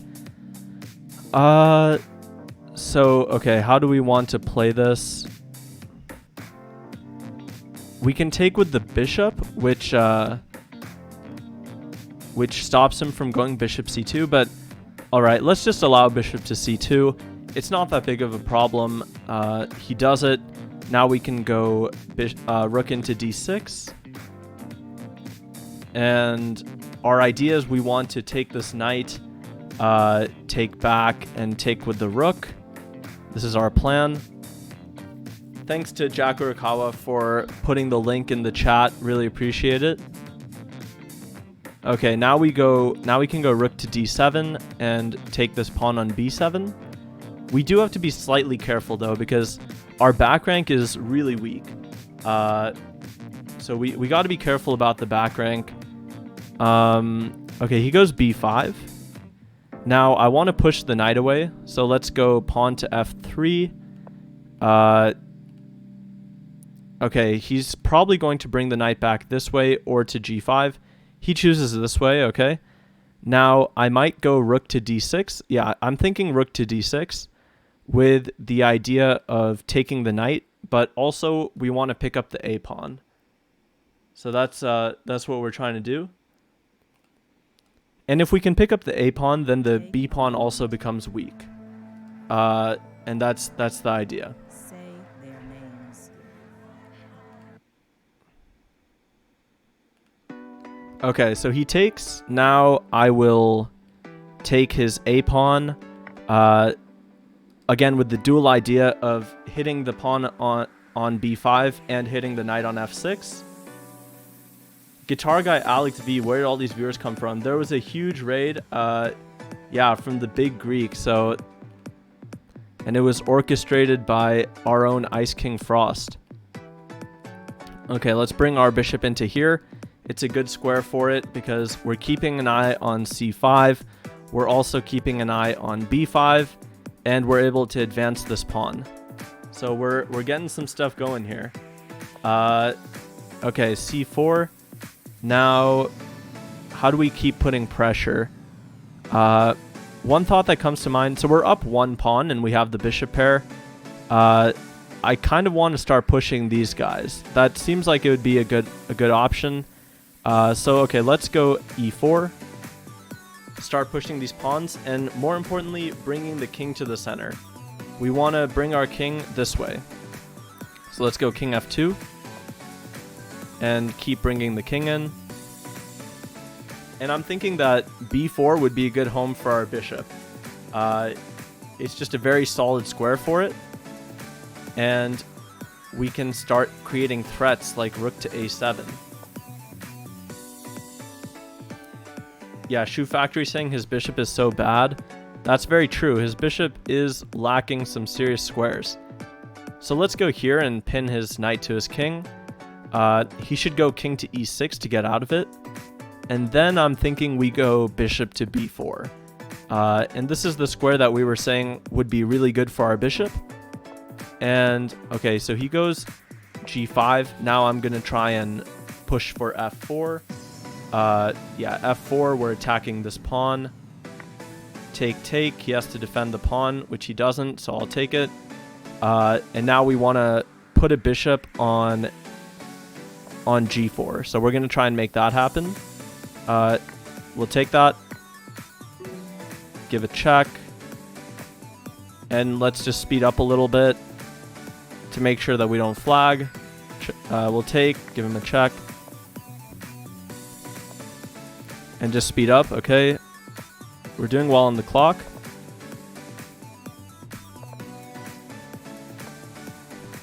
Okay. He only has 2 seconds. We got this. Check. And we got a flag. Let's go. MC Voked says the explanations are really good. Thank you. Shoe Factory says, glad you're being recognized for your teaching. Yeah, thanks so much, guys. Really, really appreciate all the compliments. Patromat saying, real interesting how you play. Yeah, I try to explain my moves as much as possible. Yeah, I try to do that as much as possible. Jermaine BTW says, sometimes it's kind of lagging. Yeah, that does happen.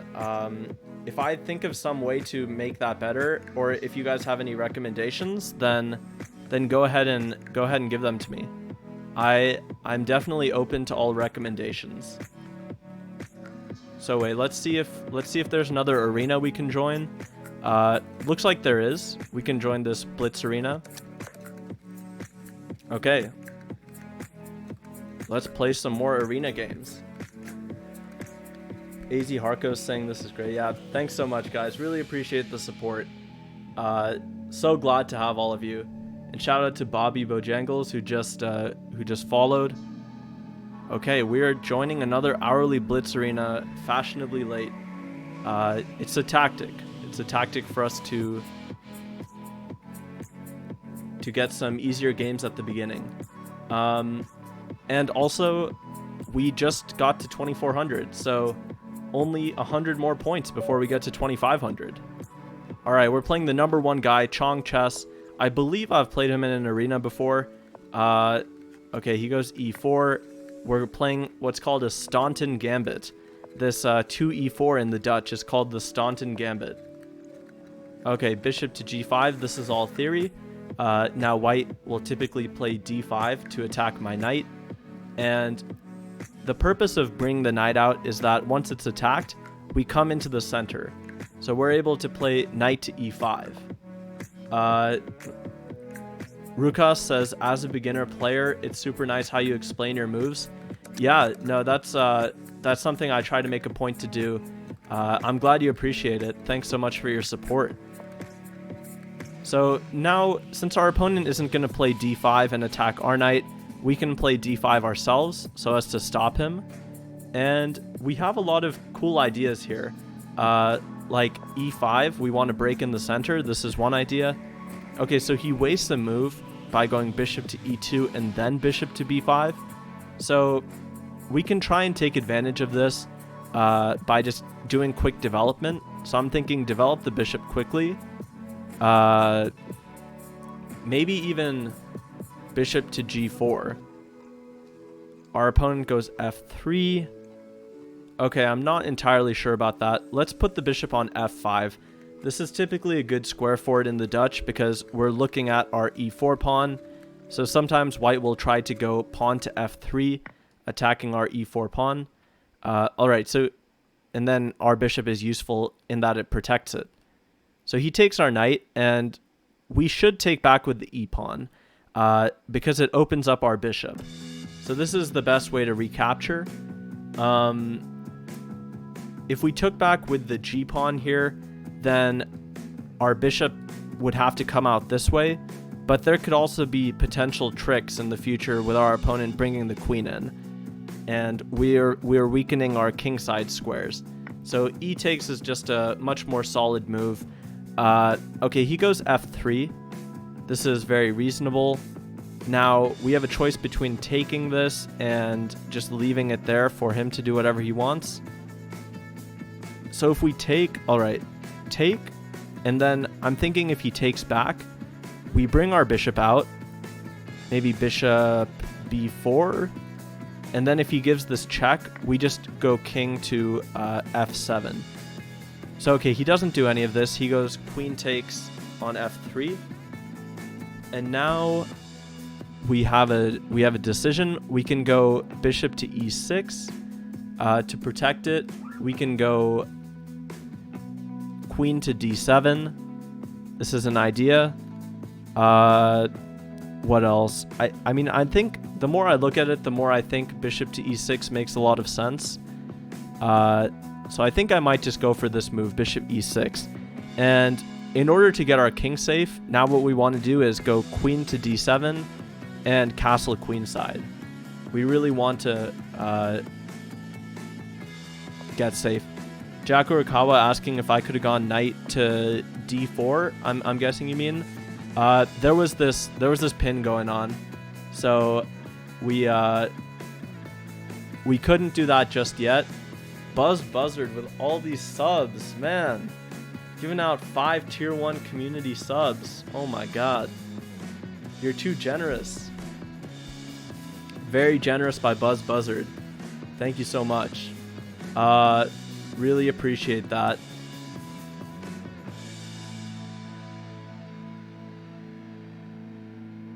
Wow. Droxamar MC redeemed make me dab. Okay, I'll dab.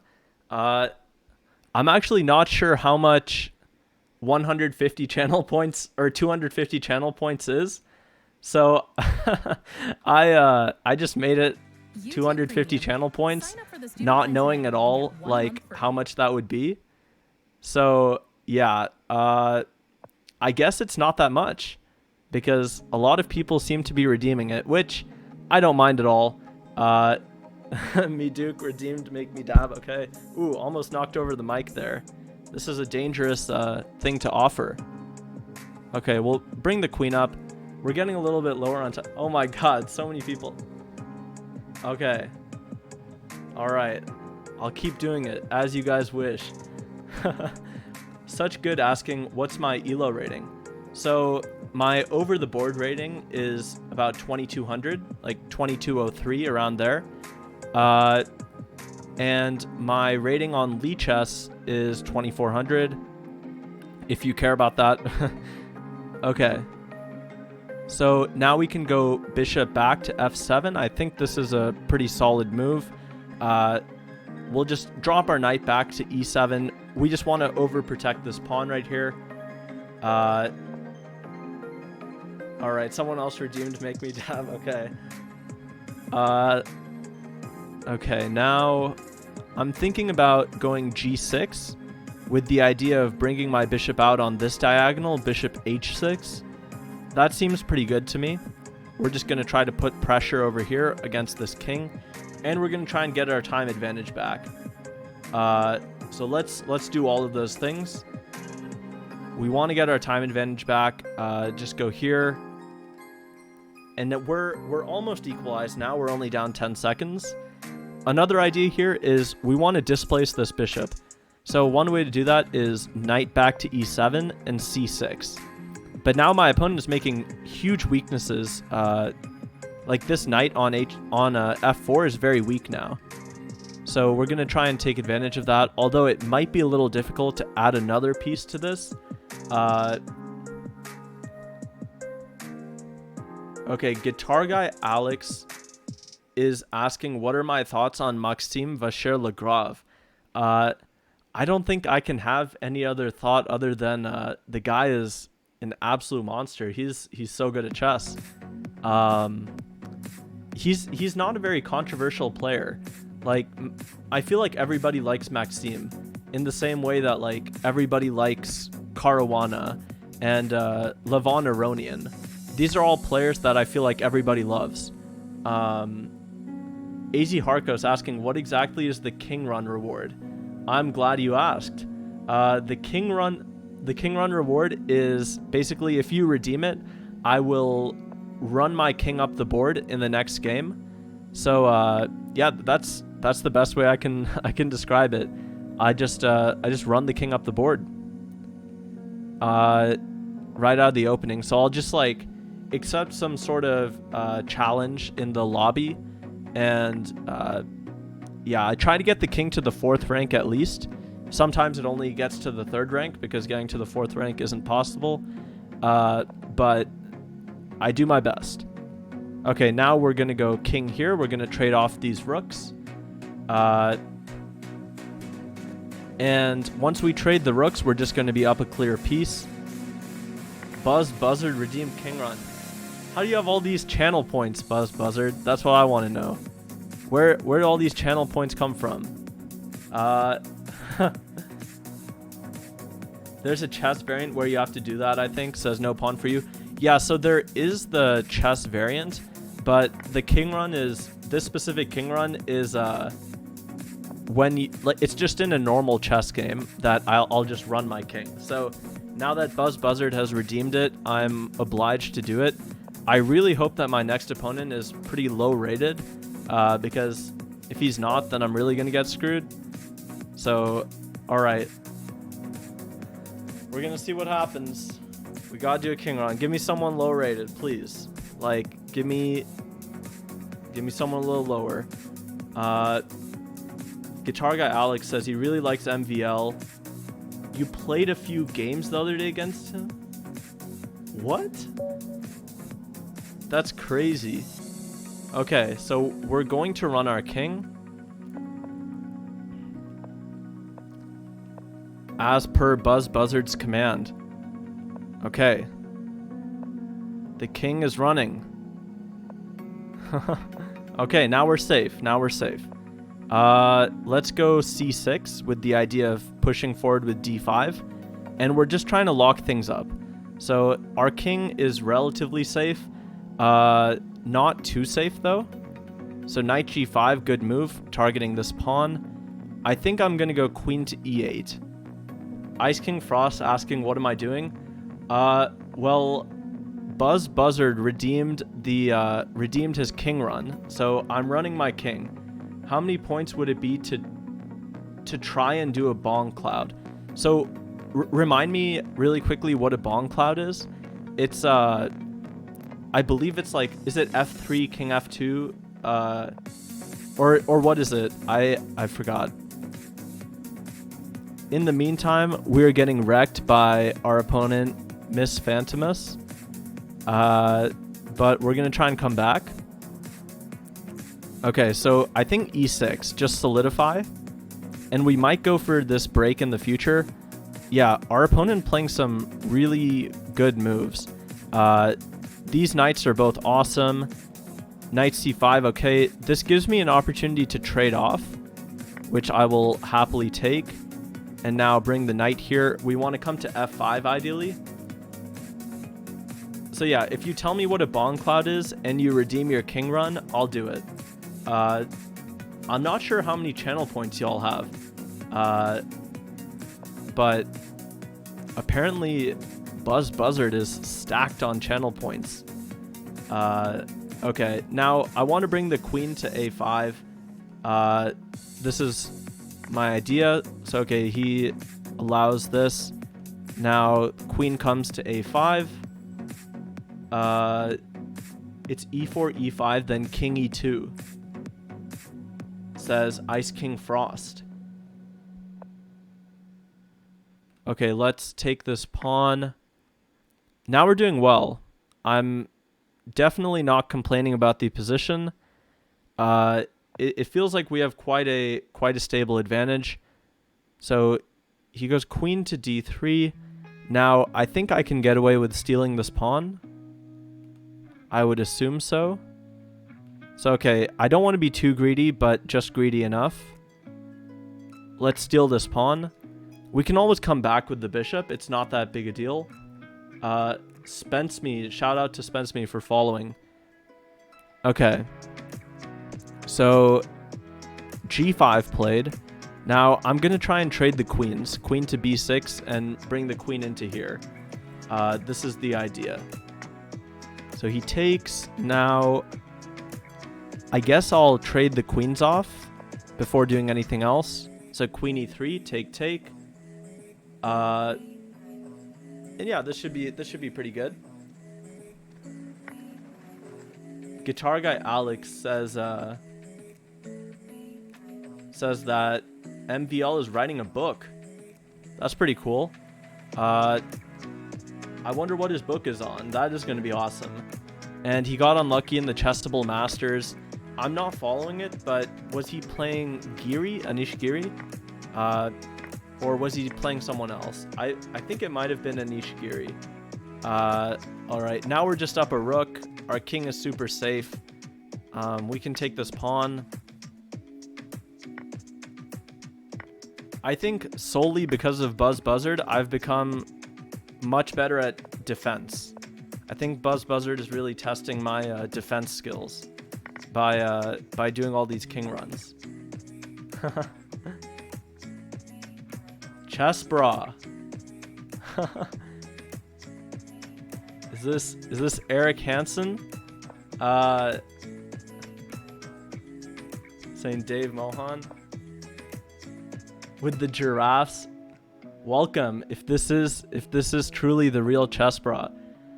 I did a camp a couple years ago in which Eric Hansen was coaching, and yeah, it was a super cool experience to get to meet him. Very, very great guy. Okay, we'll take this and we'll scoop up all his pawns. I know, it got royalty in the chat now. Crazy. Would never have imagined. Yeah, now we can just take this pawn on b4. Okay, let's go b6. Yeah, welcome to Chessbra.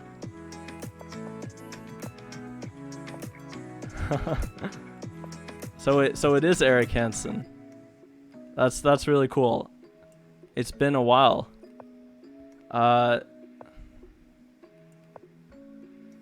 Okay, we're just wrapping up this one. And we get a mate.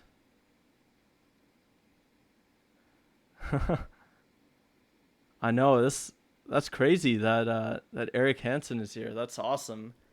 Uh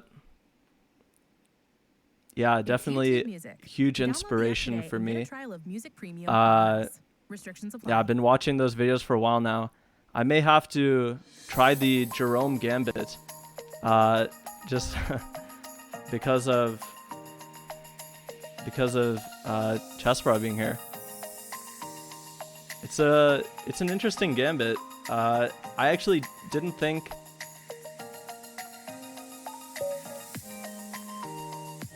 that it was a real thing, but I guess you have this Queen H5 check at the end. Okay, well we got a quick win against L pair 22. E4 was too good. Sicilian Salad says, "What's your favorite kind of giraffe?" Okay, I'm not sure I have a favorite type of giraffe, but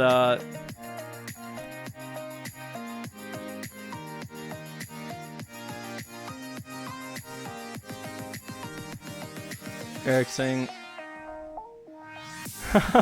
"Giraffe lovers find one another." Yeah, yeah. You guys should look into how giraffes sleep, because some giraffes will sleep by like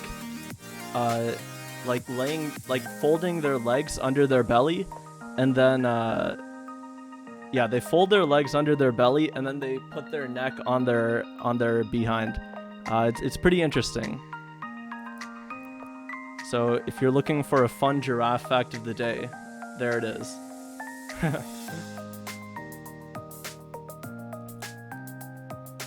Yeah, I definitely need to catch more Chessbra streams.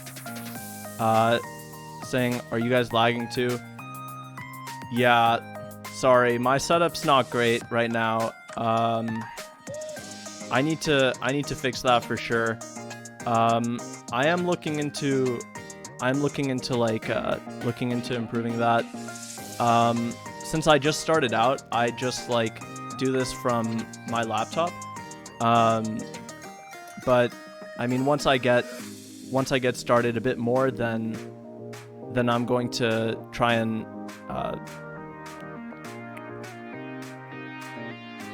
do a better job with that.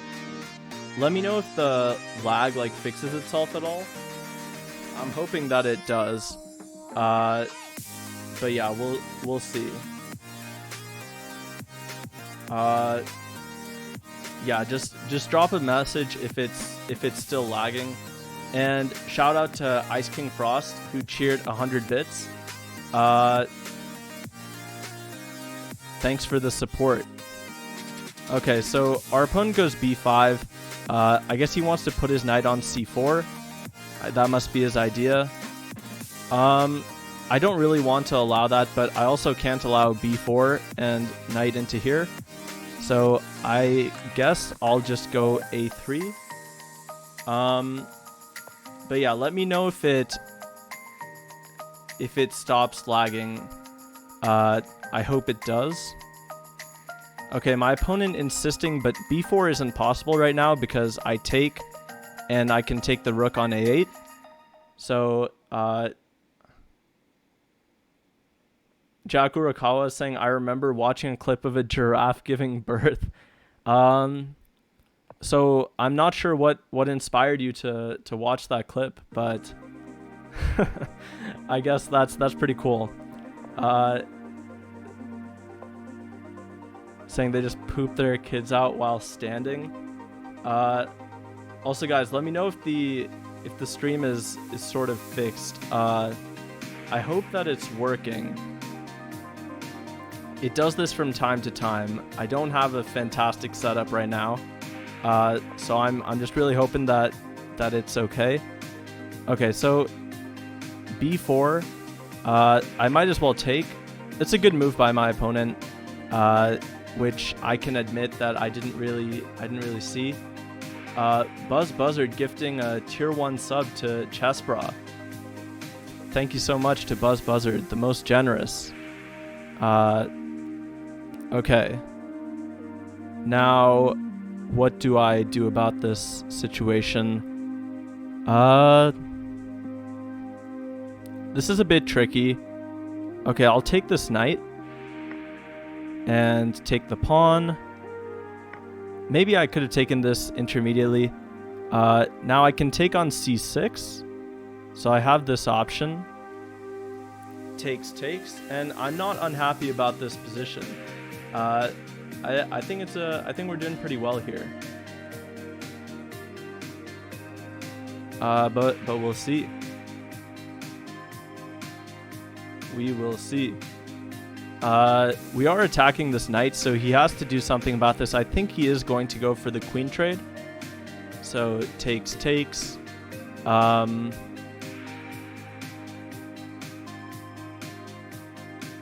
Jermaine BTW says, I think your laptop is overheating or something like that. Yeah, that's very possible. I think it is as well. Okay, Anders Dip says, I hear you, but the picture is frozen. 1 frame per 10 seconds. Do you guys know how I can go about fixing that? I'm more than welcome to any suggestions, or I more than welcome any suggestions. I am very new at this, so anything that would fix it. So how can I fix this? How can I fix this problem? Okay, bishop to b7. Now, I was thinking about knight to c6, but I'm not sure if it really ends up working out. And I can go bishop b5. Okay, I'm not sure if it ends up working out. I don't really need to take this risk. Although the more I look at it, the more it seems to be working. No, maybe knight c6, there's queen e8, and then bishop to b5. There's some rook c8, something like this. So I don't think I can do it. I'll just step back, queen to d3. Yeah, so maybe should I like try to remove the video and then maybe that'll help things a bit? I'm really not sure. Whatever you guys suggest, I'm definitely willing to try. Yeah. In this position, I am up a piece. But before I focus too much on the position, I'll try to see if I can do anything about the stream. Yeah, guys, please let me know if there's anything I can do.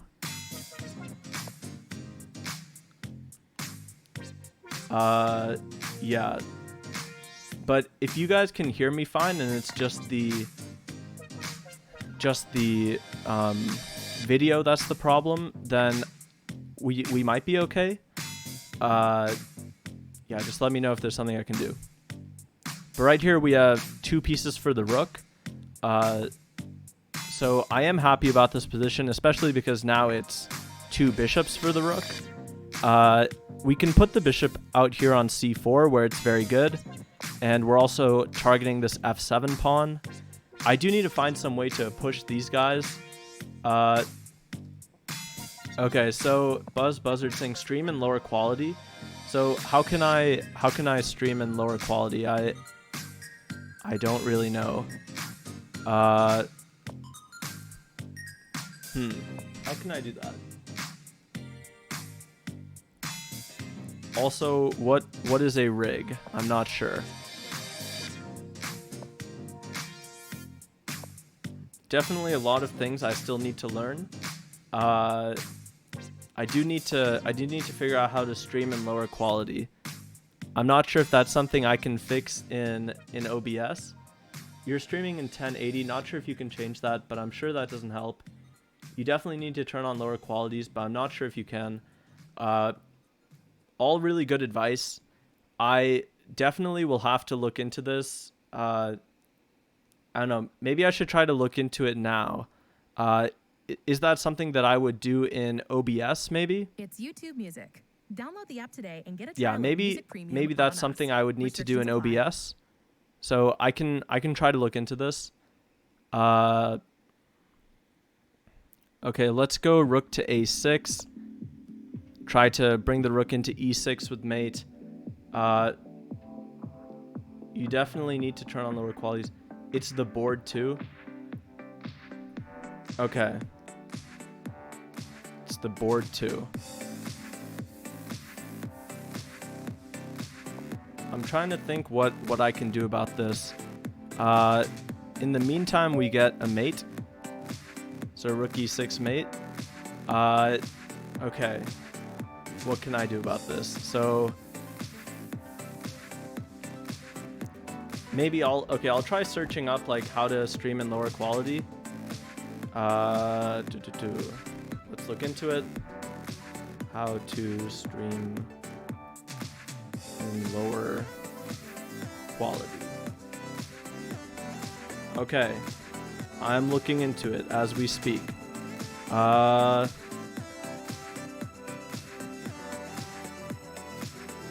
You can set your video bitrate in settings, output, streaming. Okay, let's look into it. So settings,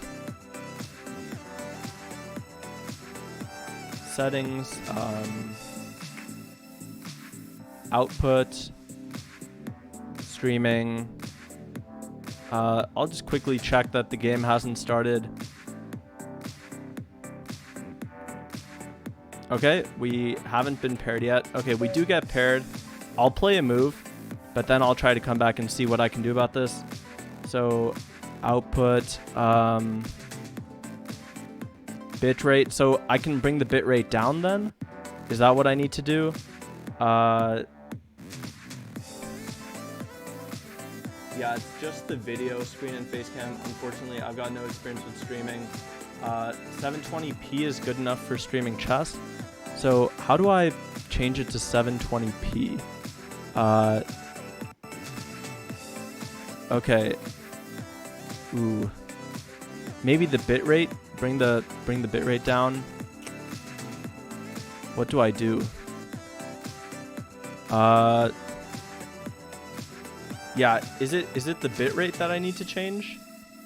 Because if it is, I can try to look into this. Yeah, how do I change this 720p? How do I change from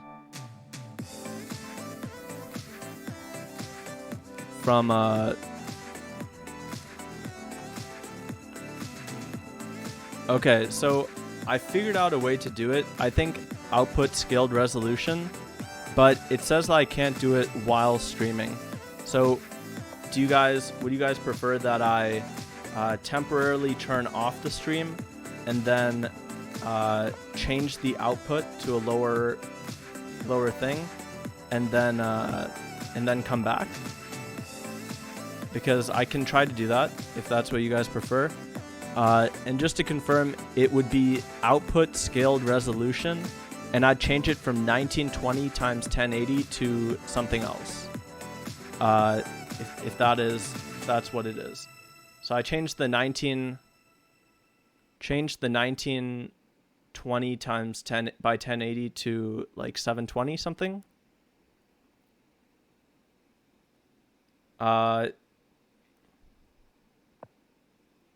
Yeah, I can try to do this.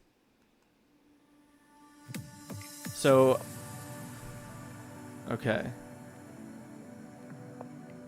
Let me know if that's what you guys want me to do. Just end the stream for a bit, change the output, and come back. If that's something you're interested in. Or I can try turning off the video. So, okay, let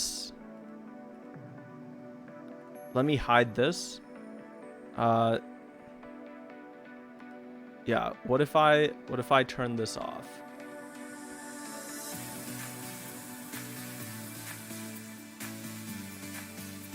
Then will it be better? I don't know.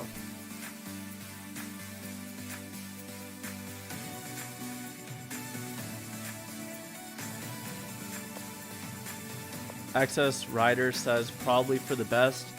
We're here so we can get some testing in. Okay. In that case, I will, I'll do that. I will, after this game. Okay. Okay, the stream is just frozen right now. Let me do that then. Okay. I will end the stream, change the setting, and come back. So, okay, let me just,